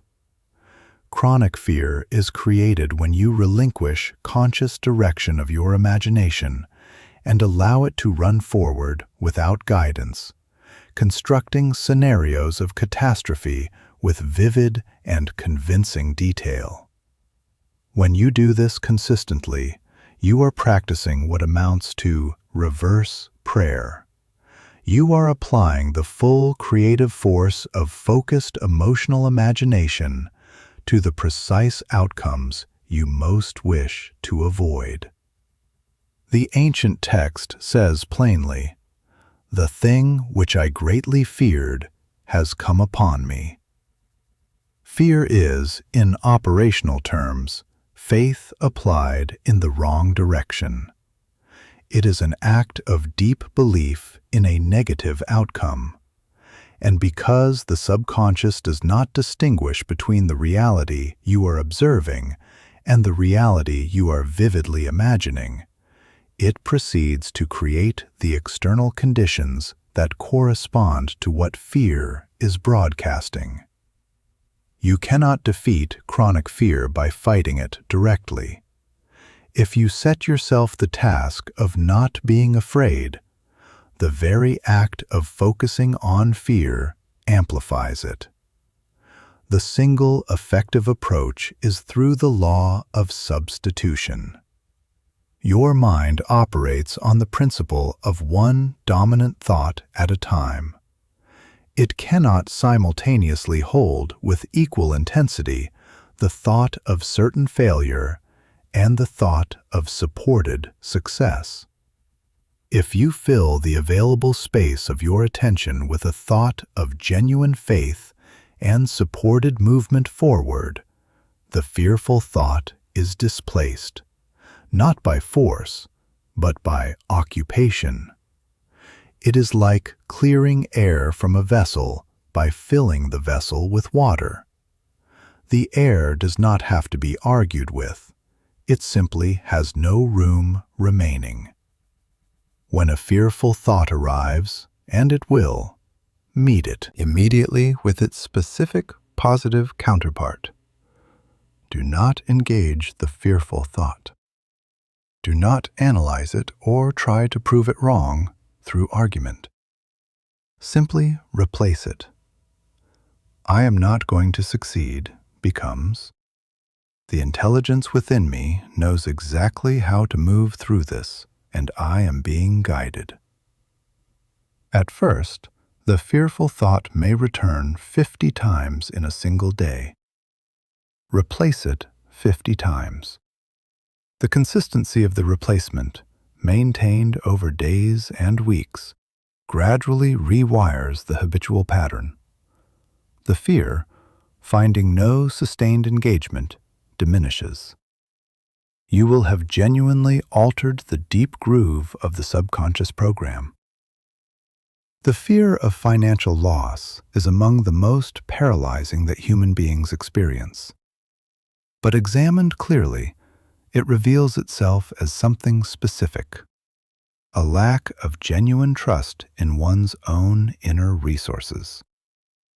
The security you seek is not actually stored in any external arrangement, not in a bank balance, not in a stable job, not in any particular set of circumstances. Your real security lies in your capacity to generate value, a capacity that is internal, that lives in the deep intelligence of your subconscious, and that no external change can remove. A bird perched on a branch does not tremble at the prospect of the branch breaking. Its confidence is not placed in the branch. It is placed in its own wings. Know your wings. Know that if every external arrangement were stripped away today, the intelligence within you would begin moving you toward new solutions tomorrow. You carry the source within you. When you genuinely know this, when it becomes a living conviction rather than a pleasant idea, the fear of loss loses most of its grip. Worry is fear's close companion, and it operates through a slightly different mechanism. Worry is the habit of mentally rehearsing difficulties that have not yet occurred, and in many cases will never occur. It is, in the most literal sense, the act of paying interest on a debt that does not yet exist and may never come due. Worry is a form of negative creative activity. It is the imagination working with great diligence and consistency to construct the detailed picture of a bad outcome. And the subconscious, which cannot tell the difference between what you are vividly imagining and what is actually happening, begins to organize circumstances in correspondence with the picture worry is broadcasting. When you catch yourself in the act of worrying, and you must learn to catch it quickly before it gains momentum, say aloud if possible, or firmly inward if not, "Stop," and then introduce a specific counterstatement. There is a perfect resolution to this situation. I hand it now to the intelligence within me, which knows the solution. I release it. I return to the present. Imagine placing the problem on a high shelf, the shelf of infinite mind, and saying to it, "You handle this. I am going to rest." This is not avoidance. It is the intelligent recognition that your anxious conscious mind, working in circles, does not produce solutions. It is the release of the problem to the part of your mind that actually knows how to resolve it. Of the three great inner adversaries, guilt is the most subtle and the most insidious. Guilt is hostility directed inward, against the self. It operates largely beneath the level of conscious awareness, generating a continuous, low-level signal of unworthiness that the subconscious then works to validate. The law of correspondence is impersonal and precise. Guilt, punishment. If you carry sustained subconscious guilt, your inner intelligence will find ways to create the experience of punishment in order to relieve the psychological pressure of that guilt. The punishment takes many forms: persistent physical difficulties, repeated financial setbacks, circumstances that seem to arrive just as things are finally going well and demolish the progress. These are not random misfortunes. They are the subconscious executing its directive of correspondence. The word that is typically translated as sin in the original Greek, hamartia, meant simply to miss the mark. It was an archery term. To sin, in its original usage, was not to be fundamentally evil or irreparably damaged. It was to aim and miss the shot. When an archer misses, the appropriate response is not extended self-flagellation. It is to observe what happened, make the necessary adjustment, and draw again. That is what you must do with the errors of your past. Recognize what occurred. Make whatever repair is genuinely possible. And then, most critically, forgive yourself and release the event entirely. Continuing to punish yourself for what you did in a previous state of consciousness is not justice. It is a profound waste of the present moment and a serious obstruction to the future you are capable of creating. The subconscious, as we have established, does not experience time the way the conscious mind does. An offense that occurred 15 years ago is, to your subconscious, happening now, because the subconscious exists in an eternal present. Every time you replay a guilt-laden memory with the full emotional charge it originally carried, your subconscious treats it as a current event and responds accordingly.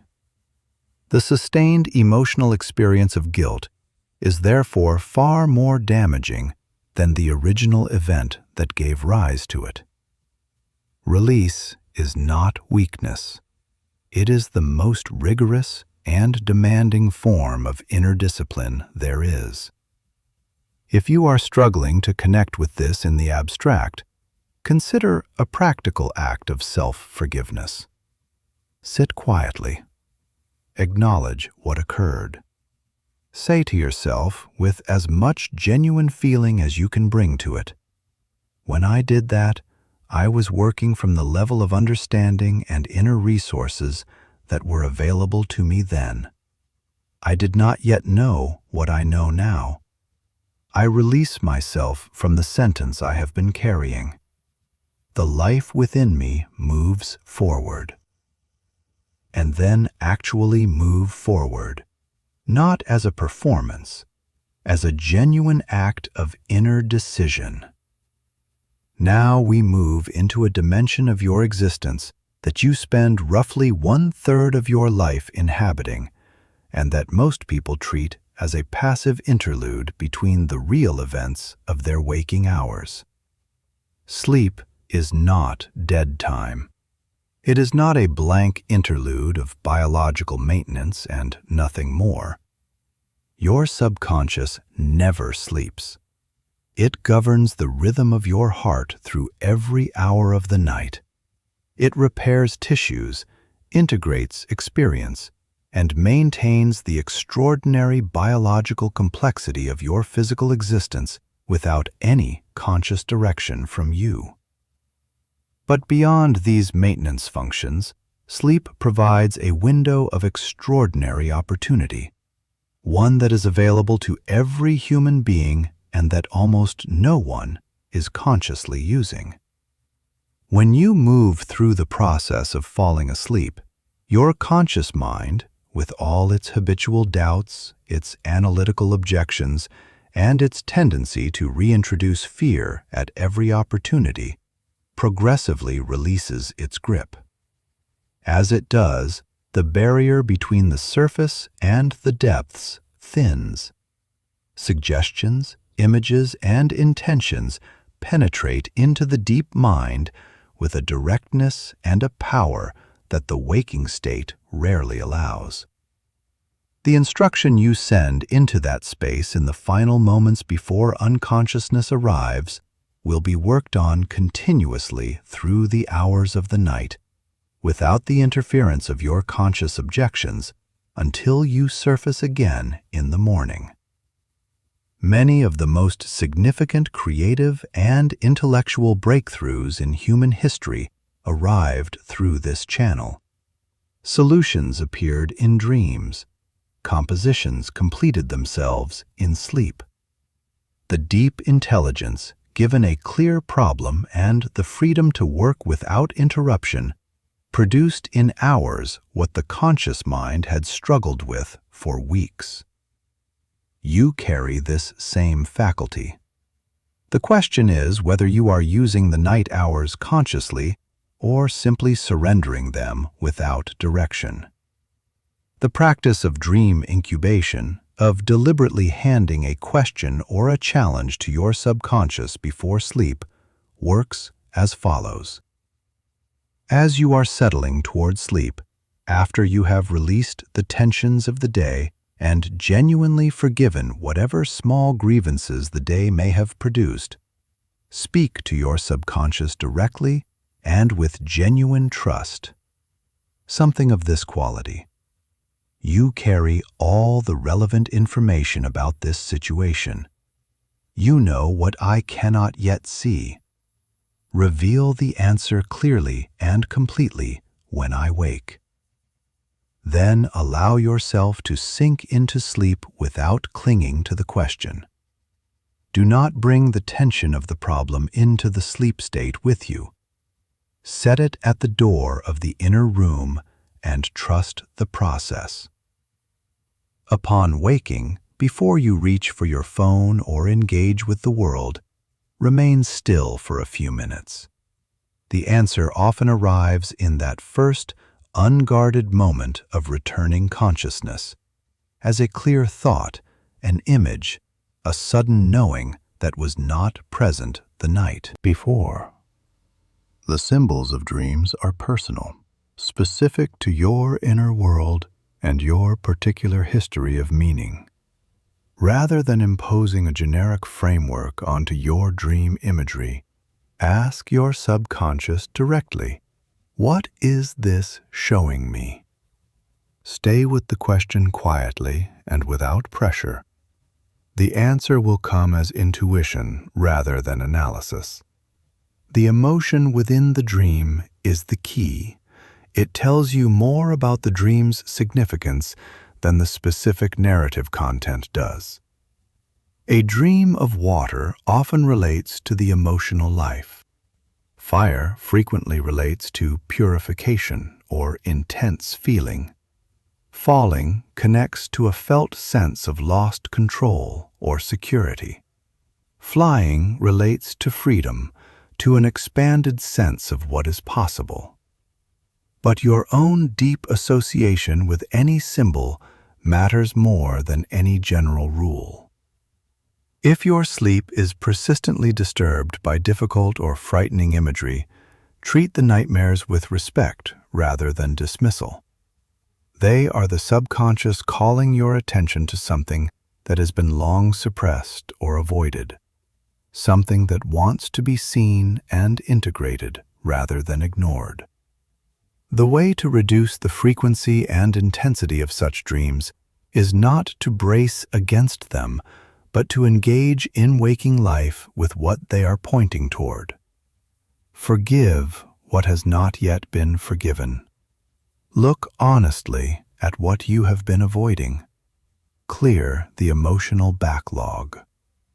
As the internal pressure releases, the dreams will reflect that release.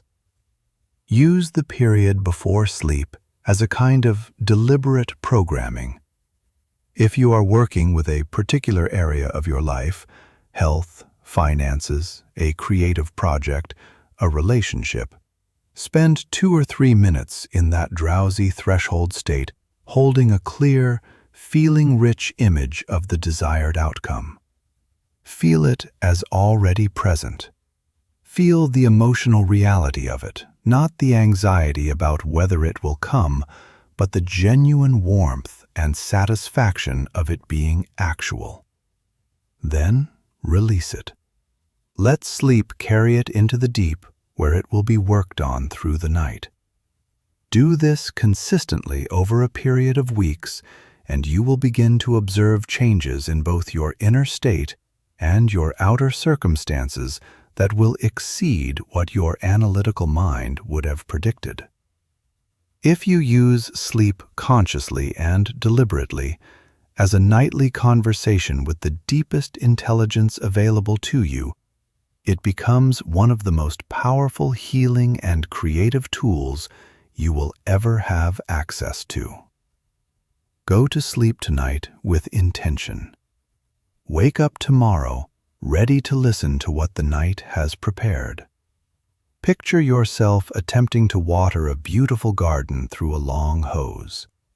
You open the tap fully, you wait for the water to arrive, but only a thin, reluctant, discolored trickle emerges. You check the source. There is abundant water. You check the tap. It is open completely. The problem is somewhere in the hose itself. You trace the length of it and discover that someone is standing on it. A heavy boot pressing down with full weight on the rubber, cutting the flow to almost nothing. As long as that boot remains, no amount of tap turning will bring the full flow through. That boot is resentment. The water is the grace of infinite intelligence, the health, the abundance, the love, the creative flow that you have been seeking. You can affirm and visualize and pray with great sincerity and consistency, but if there is resentment sitting undisturbed at the center of your inner life, toward another person, toward a past circumstance, toward yourself, you are standing on your own hose. The channel through which every good thing must pass is blocked by that weight. And the good news is that you are the one who placed the boot there, which means you are the one who can lift it. Many students of the mind's laws struggle to understand why their sincere efforts at affirmation and prayer do not produce the results they expect. In almost every case, the silent obstruction is unforgiven resentment sitting beneath the surface of conscious awareness, exerting its quiet, constant pressure. The sacred text addresses this directly. When you stand in prayer, forgive. Not later, not once you feel ready, now. Because prayer, genuine open channel prayer, cannot rise freely through an atmosphere of hate. The two are incompatible. Forgiveness is not a favor you extend to someone who hurt you. It is the clearing of your own channel so that what is meant to flow toward you can actually arrive.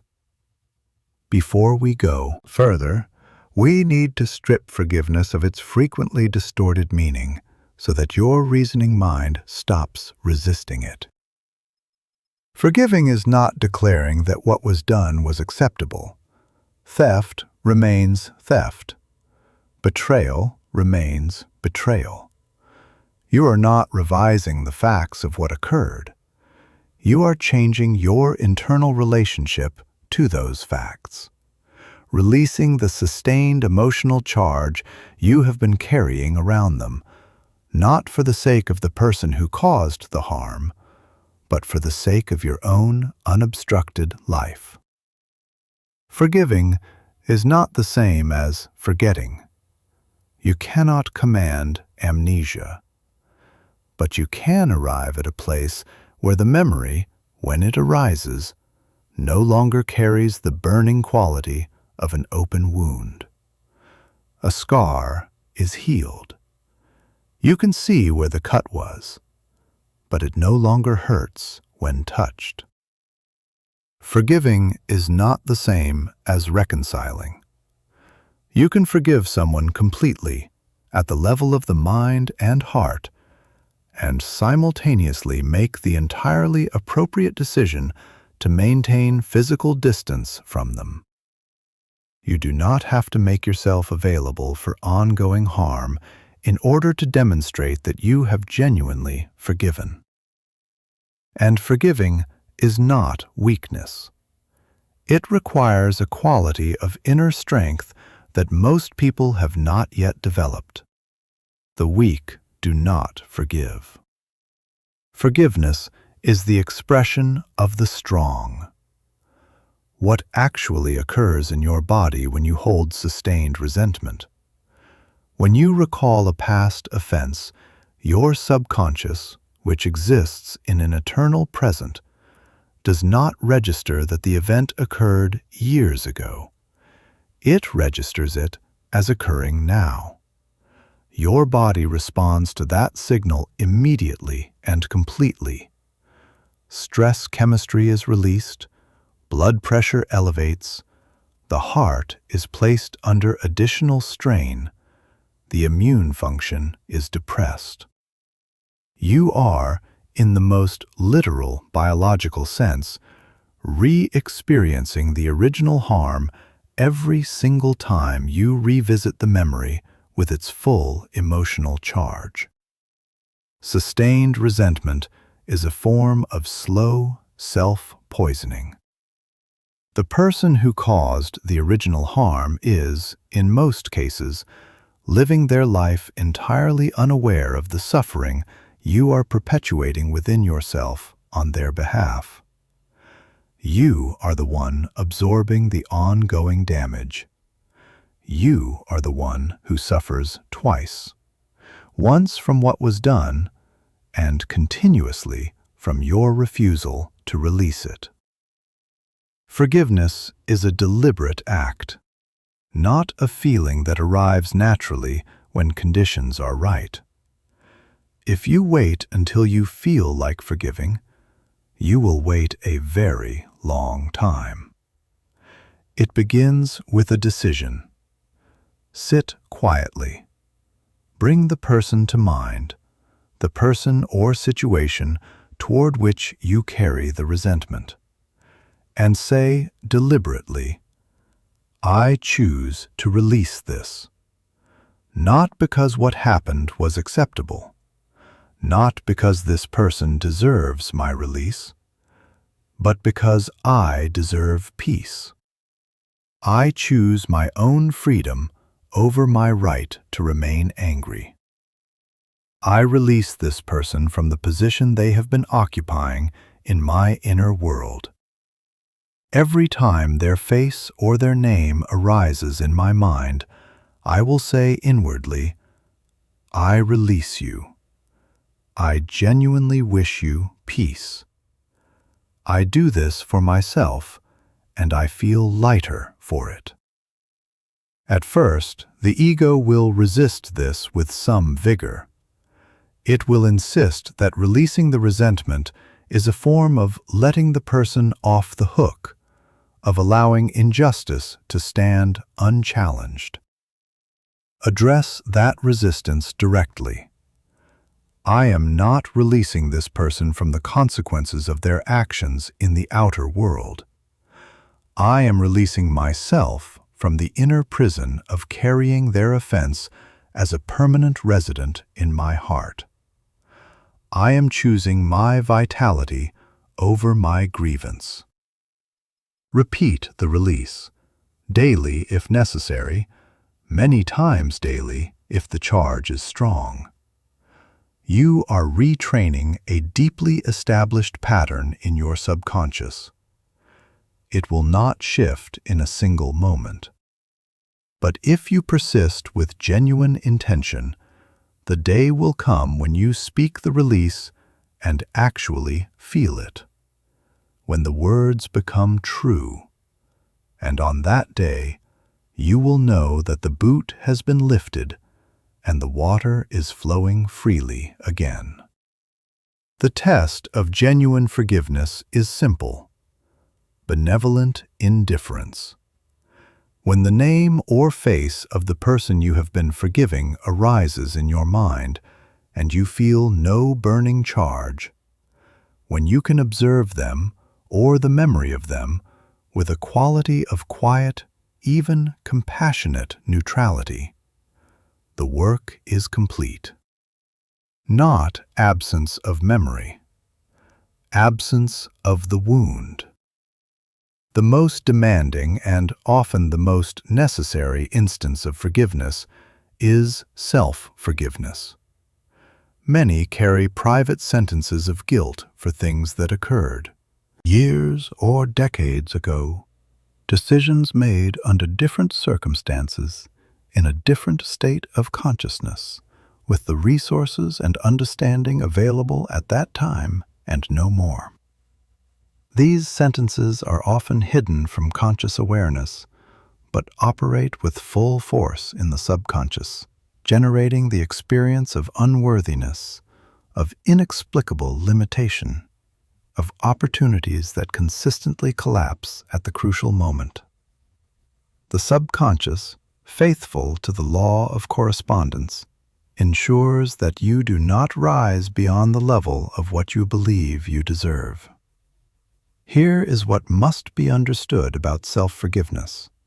When you made the mistake you have been carrying, you were operating from the level of awareness and inner development that was available to you then. You were not the person you are today.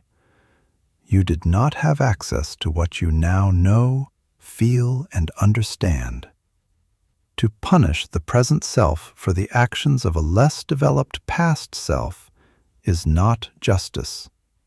It is a confusion of time, and it costs you the full presence and energy you need to live the life that is available to you right now.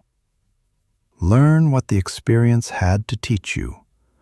Make whatever repair is genuinely possible in the outer world, and then, as a deliberate act of inner wisdom, release yourself. Say, I have learned, I have grown, I am not the same, I move forward clean. If you carry resentment in any form, whether toward another or toward yourself, and you are simultaneously wondering why your financial life feels consistently obstructed, examine this connection carefully. Resentment contracts. Abundance requires expansion. If your inner world is characterized by contraction, if a significant portion of your inner energy is tied up in sustained grievance, the natural expanding movement of prosperity is blocked by that contraction. Release the resentment, and economic circulation often begins to move in ways that seemed impossible while the resentment was in place. If you are among those who find the purely mental act of forgiveness difficult to initiate, try this physical approach. Take a sheet of paper and write, with no censorship and no performance, exactly what you feel toward the person or situation you are working to release. All of it. Every specific grievance, every wound, every frustration. Pour it onto the page completely. When you have finished, read what you have written. Recognize that you have been carrying all of this. Then write at the bottom, "This is the past. I release it now. I release you and I release myself. With genuine intention, burn the paper. Watch the fire consume it. Feel the release as the smoke rises. The past, like ash, is inert. It has no power over the present unless you carry it forward. Leave the ash behind.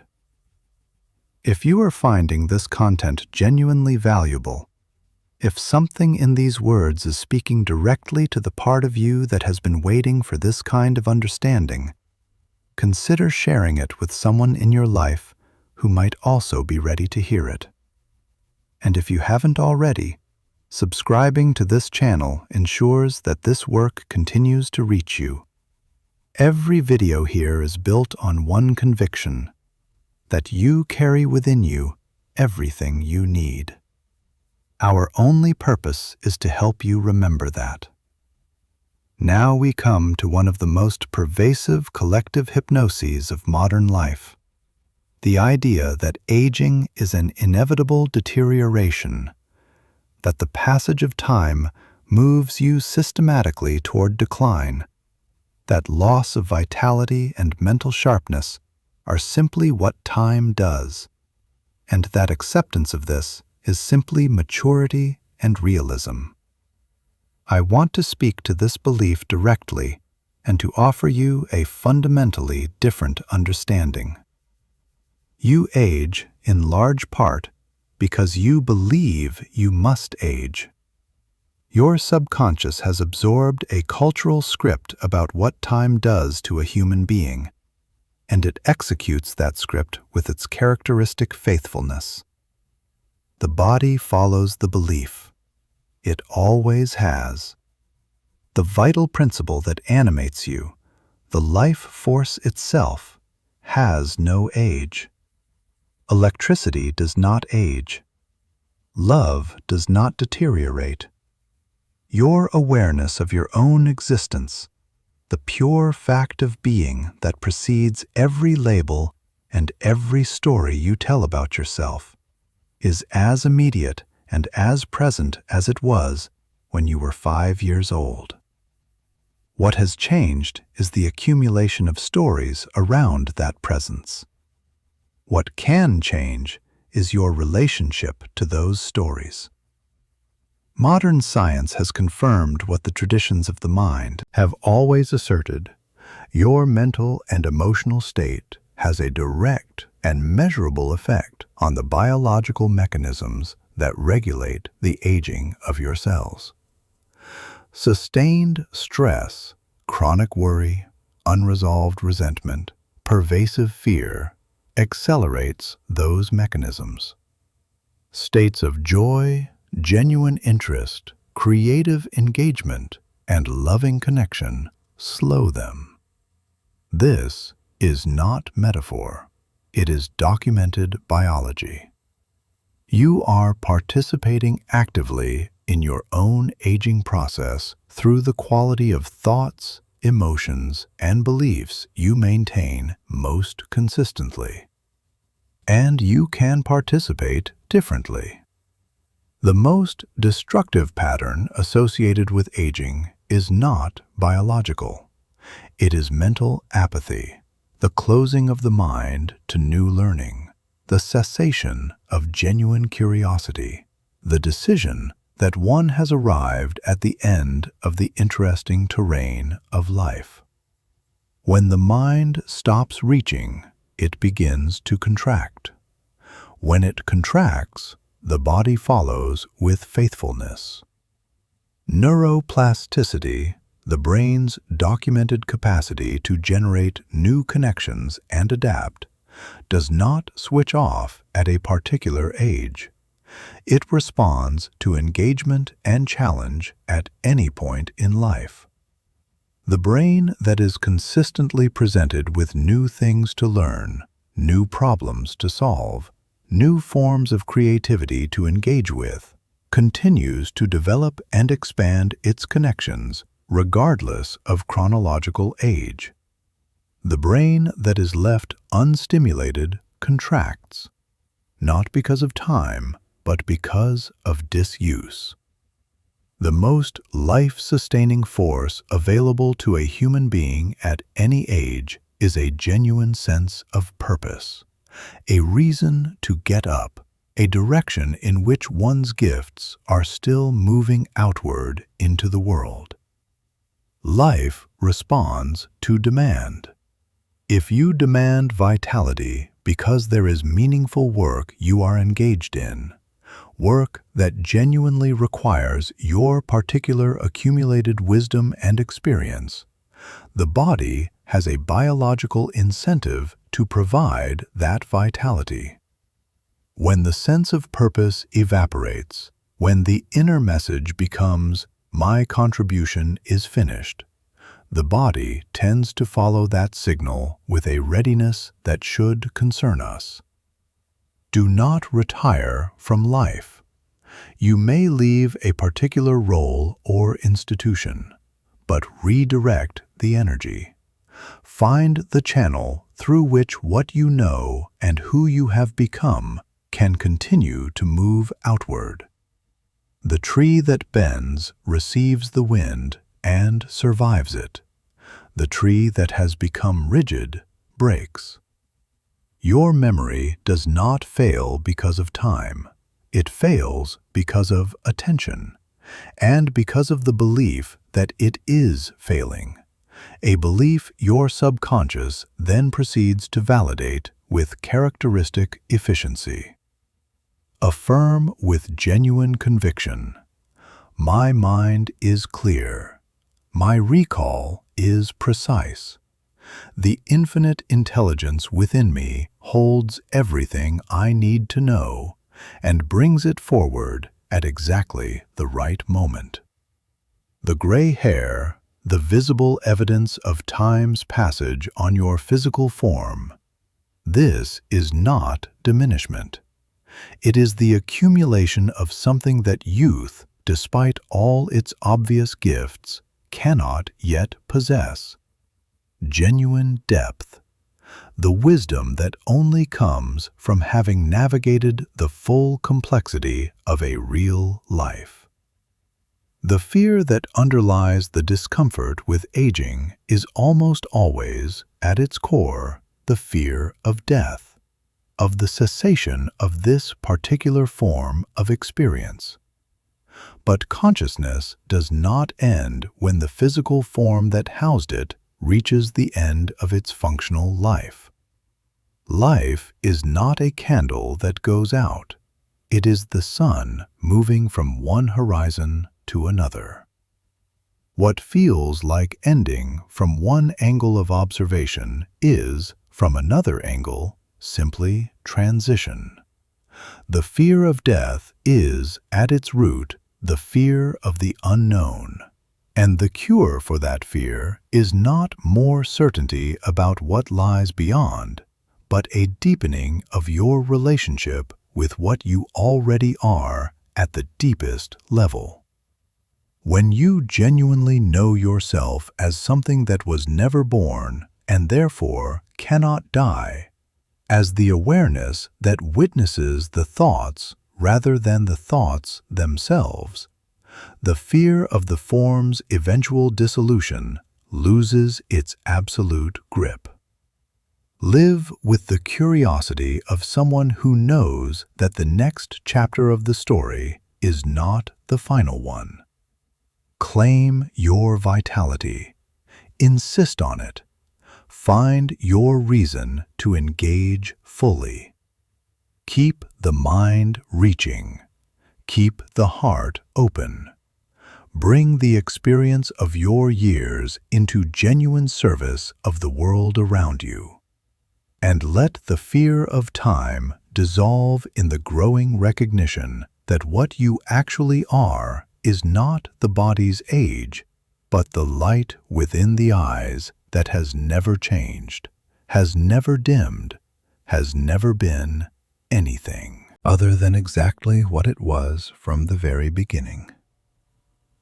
Throughout everything we have explored together, the mechanics of the conscious and subconscious, the laws that govern wealth, the principles of healing, the art of prayer, the dynamics of relationship, the liberation that forgiveness provides, and the eternal nature that aging cannot diminish. All of it has been pointing toward a single destination, and we have arrived there now. There is a level of living that lies beyond the successful application of mental law.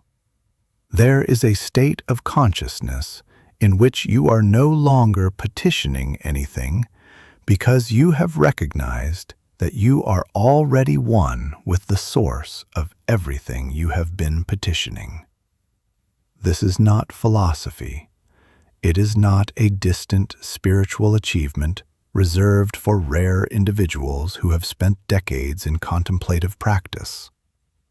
It is your birthright, and it is available to you in this moment. Humanity as a whole suffers from what might be described as a collective amnesia. Imagine a king who sustains a blow to the head that erases all memory of who he is.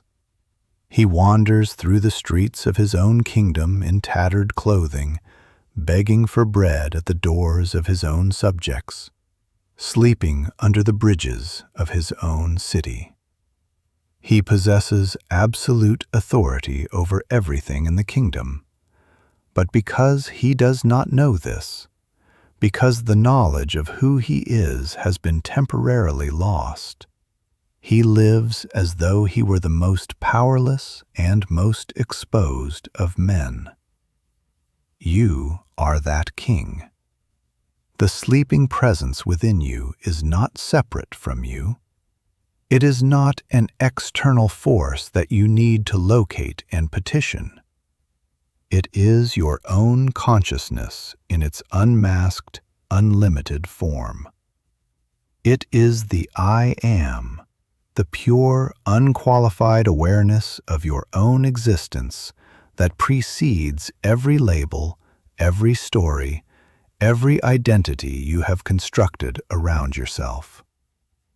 When you say, I am tired, I am poor, I am sick, I am unlucky, you are placing a small, limiting mask over an immense and unlimited presence. You are taking the infinite and fitting it into a particular bounded shape. The mystics of every tradition recognized this. The psychological tradition called it the superconscious. The Eastern traditions called it the Atman. The ancient texts called it the kingdom within. The name does not alter the reality. The reality is that it dwells in you now, it has always dwelt in you, and it is sustaining your life at this very moment, even as you remain largely unaware of its presence and its power. The story of Lazarus in the ancient texts is not primarily a historical account. It is a precise psychological allegory. Lazarus is not a man who lived 2,000 years ago. Lazarus is you. He represents your highest possibilities, your deepest gifts, and your awareness of your own divine nature, buried beneath the heavy stone of accumulated doubt, fear, and the inherited conviction of limitation. You have been in a kind of tomb. You have been living as though the stone of old beliefs were immovable. But the voice of your awakened consciousness, the voice of truth, of genuine understanding, is calling to you right now. Come forth. Come out of the tomb of the small self. Step out of the tomb of self-pity and the tomb of inherited smallness. The divine within you is ready to breathe. The practice that awakens this sleeping presence is not found in effort or in noise. It is found in silence and in the deliberate cultivation of attention. Most human beings live almost entirely in an outward direction, scanning the external world for the next thing that requires a response. The mystic, even while engaged fully in the world, maintains a simultaneous inward focus. This practice, the practice of the presence, is not withdrawal from life. It is the discovery of the ground beneath life. It is the recognition that beneath every experience, beneath every thought, beneath every sensation, there is a continuous, unchanging awareness that has never been threatened, never been diminished, never been anything less than whole. You can cultivate this awareness in the midst of ordinary activity. While moving through the events of the day, maintain a quiet inner recognition. There is something here beneath all of this. Something that is not the worry, not the plan, not the performance. Something that simply is. As this recognition deepens through consistent practice, a quality of inner stability begins to emerge that is entirely different from anything that can be produced by external circumstances being arranged in a particular way. It is not the stability of everything going well. It is the stability that remains when everything is in flux, because it is rooted in something that does not change. When Moses asked the voice in the burning bush for its name, the response was, "I am that I am." This is not merely a grammatical curiosity. It is the most precise description of ultimate reality that can be expressed in language. I am, without predicate, without limitation, without the addition of any specific quality or condition, is the formula of pure being. It is the formula of the infinite. Every time you use the words I am, you are touching this foundation. The question is whether you then immediately attach a limiting description to the I am, or whether you allow it to rest for a moment in its own unlimited nature. Take a few minutes each day, just a few, to sit quietly and give your attention entirely to the pure fact of your own being. Close the eyes. Release the specific narrative of your life. Release the name, the role, the story, and simply rest in the awareness of being, the undeniable, immediate, intimate fact that you are. You exist. This existence is aware of itself. That awareness, that pure, self-aware presence, is what you actually are at the most fundamental level. It has no wounds. It has no limitation. It has no history of failure or of lack. It is whole. It is complete. It is the source from which everything in your experience arises, and to which everything returns. This is the I am, and it is you. When the sleeping presence begins to awaken, and it will awaken because your attention is the key, and you have been turning it inward through everything we have explored in this conversation, you begin to develop a new mode of knowing. It is called intuition. Not the guessing that we sometimes mistake for intuition, but direct knowing. The kind of knowing that arrives without the intermediate steps of logical analysis. The kind that lands in you with a quality of certainty that has nothing to do with the degree of evidence available. Emerson wrote that there is a guidance for each of us, and if we listen carefully, we shall hear the right word. The difficulty is that fear speaks at a very high volume, and intuition whispers. To hear the whisper, you must turn down the volume of fear.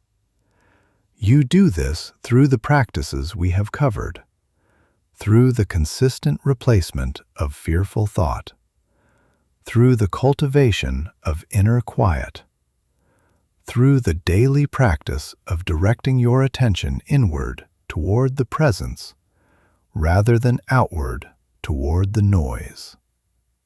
As the inner presence awakens more fully, you will begin to notice something that can only be described as a shift in your relationship to life itself.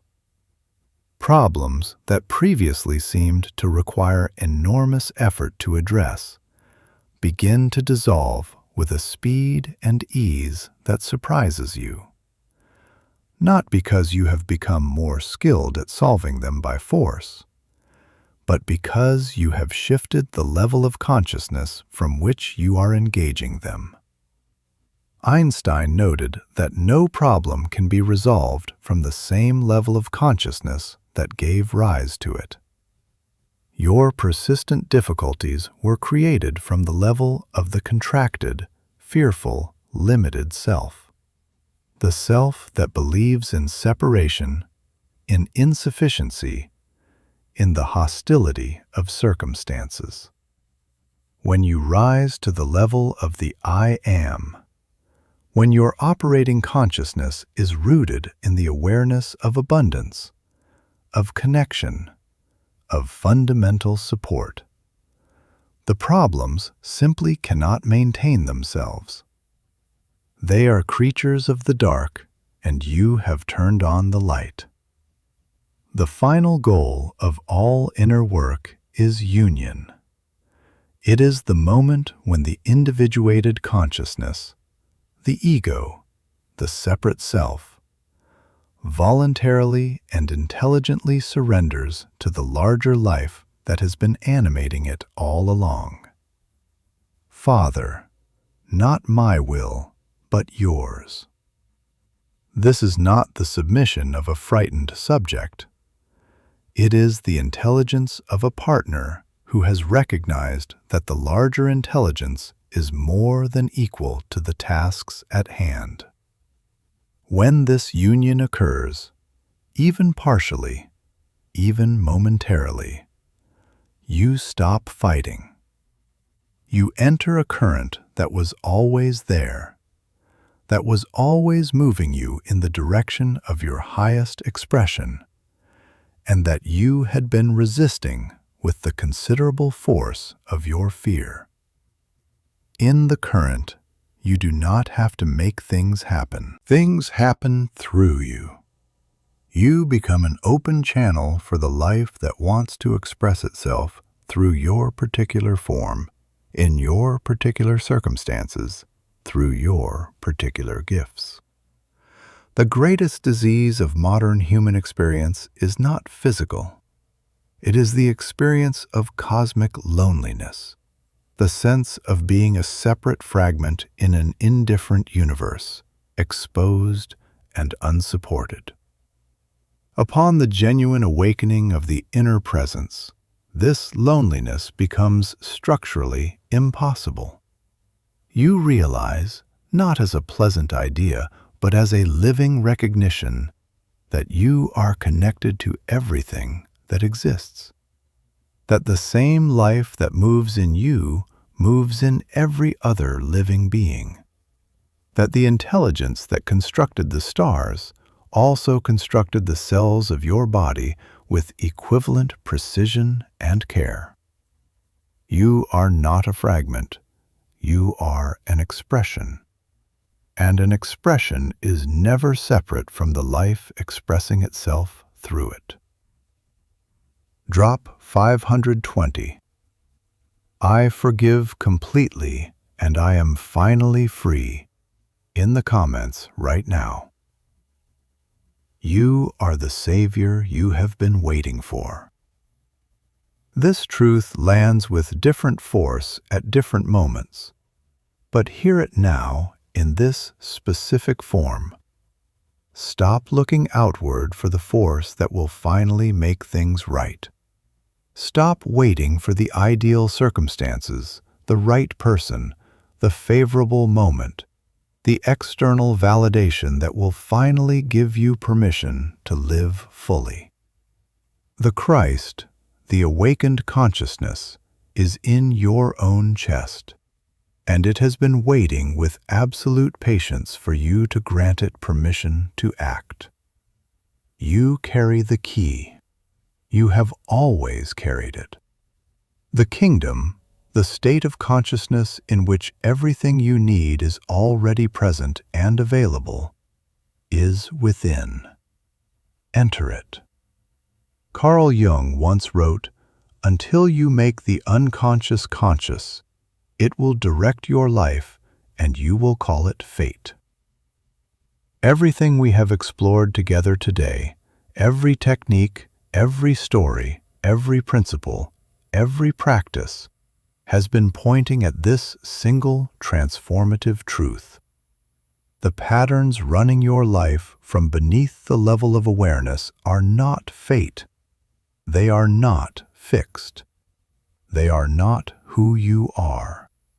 They are accumulated programs, programs you can recognize, engage, and transform through the sustained, intelligent application of your own inner attention.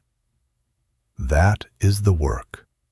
That is the path, and it is available to you beginning in this exact moment, now. You have arrived at the final pages of this journey, and I want to say something to you that I genuinely mean. This is not the ending. This is the beginning. Everything you have received today is not information to be stored and returned to occasionally. It is a living orientation, a way of moving through every moment of every ordinary day with the awareness of who you actually are and what you actually carry. The flight manual is in your hands. You understand the controls. You have studied the aerodynamics and you know the destination. Now the cockpit is waiting.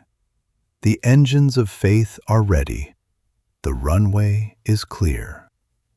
You are not here to survive. You are not here to endure the days between major events.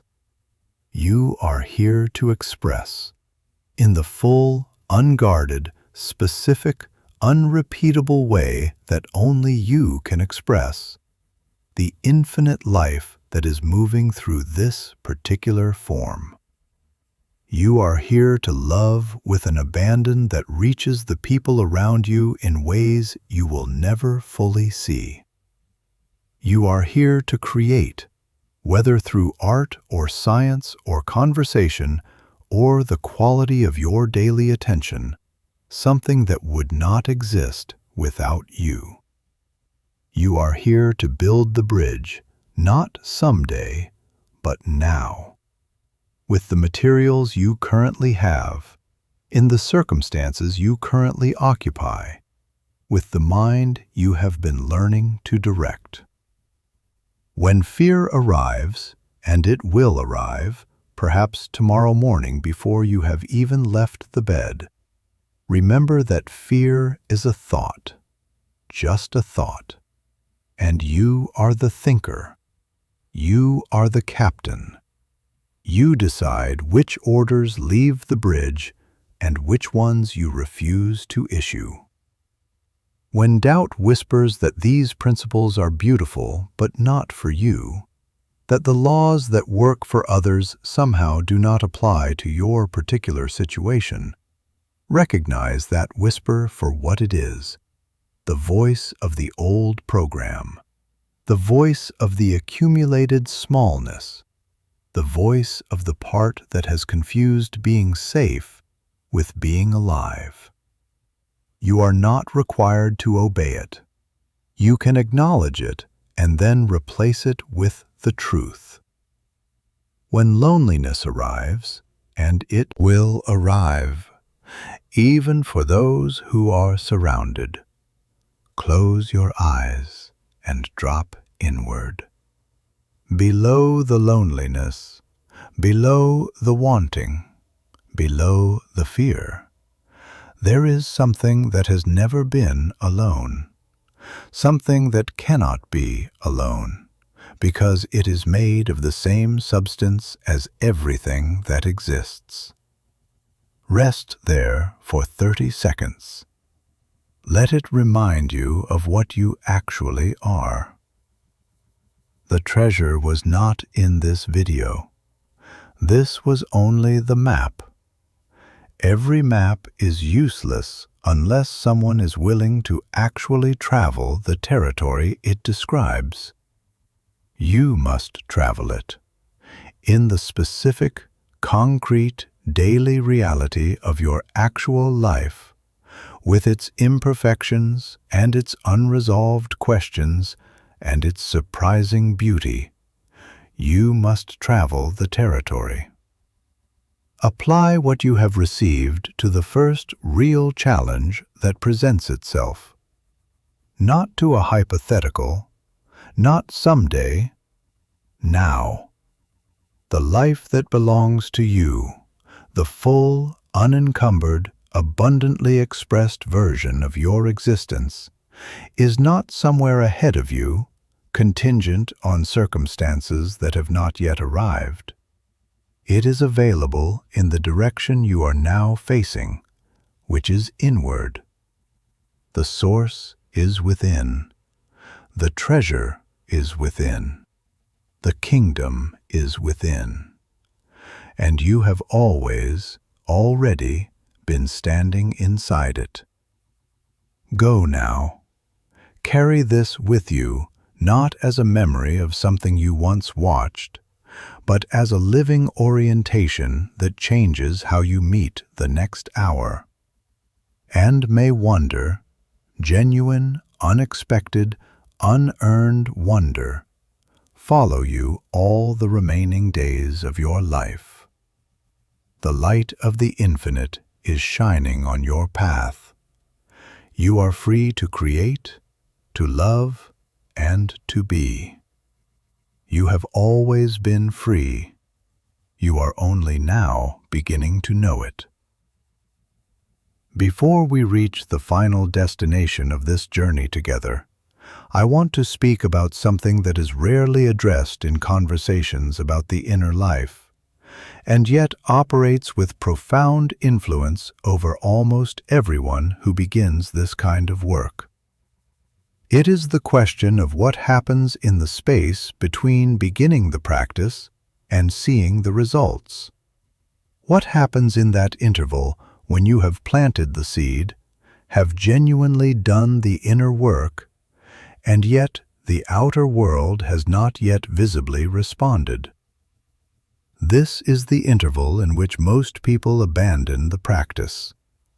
They conclude that it is not working.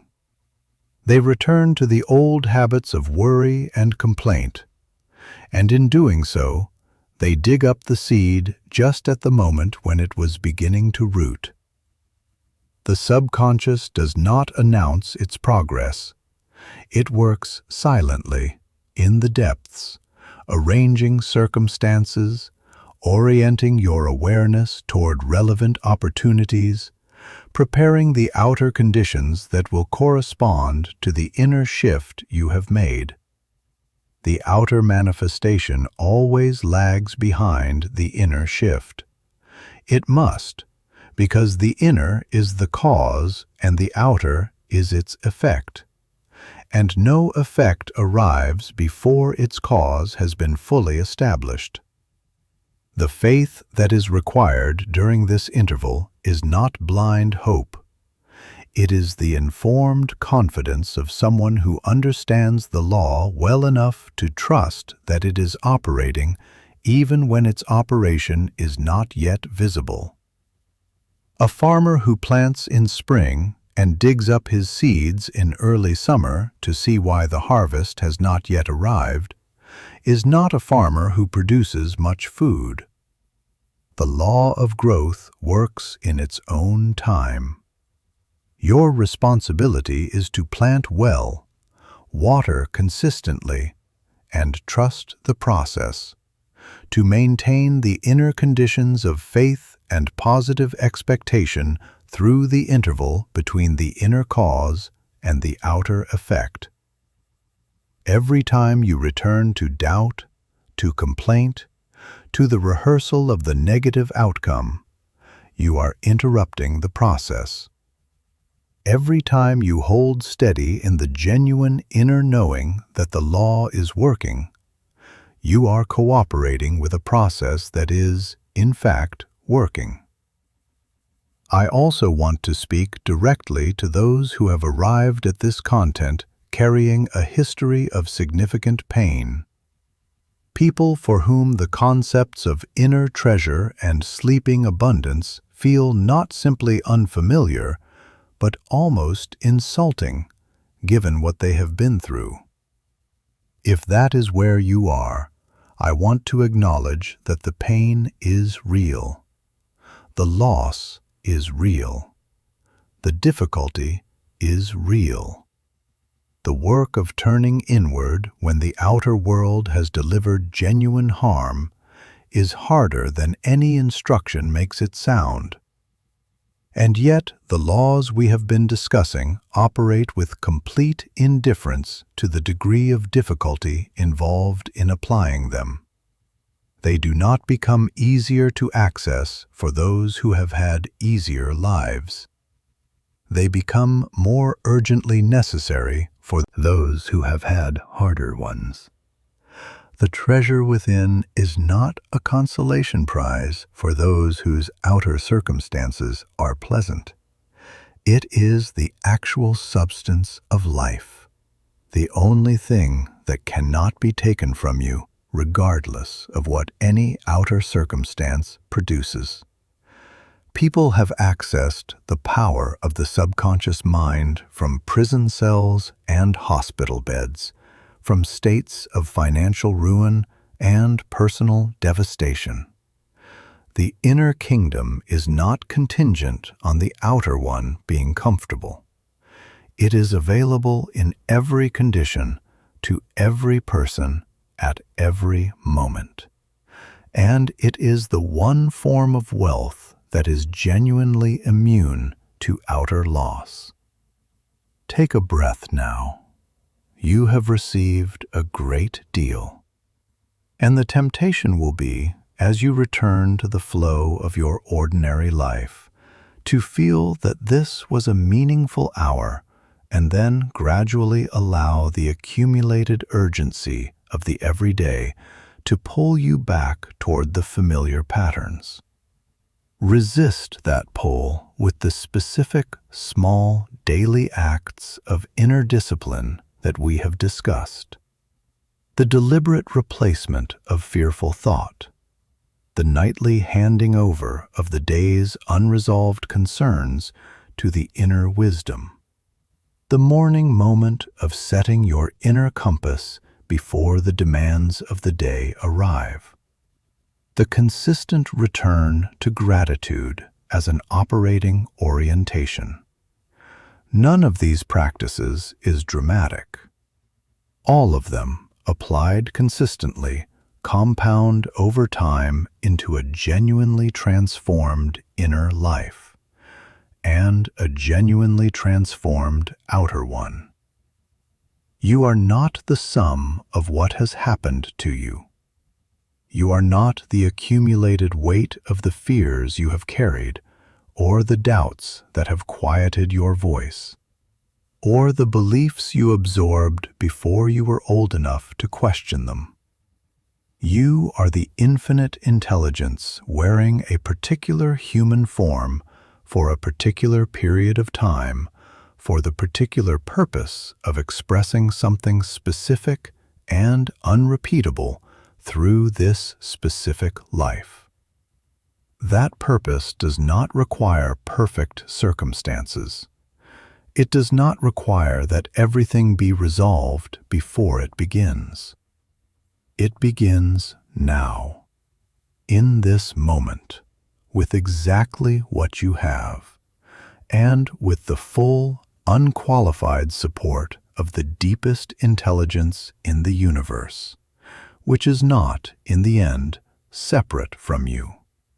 It is you, at the level where you and the infinite have never been two things.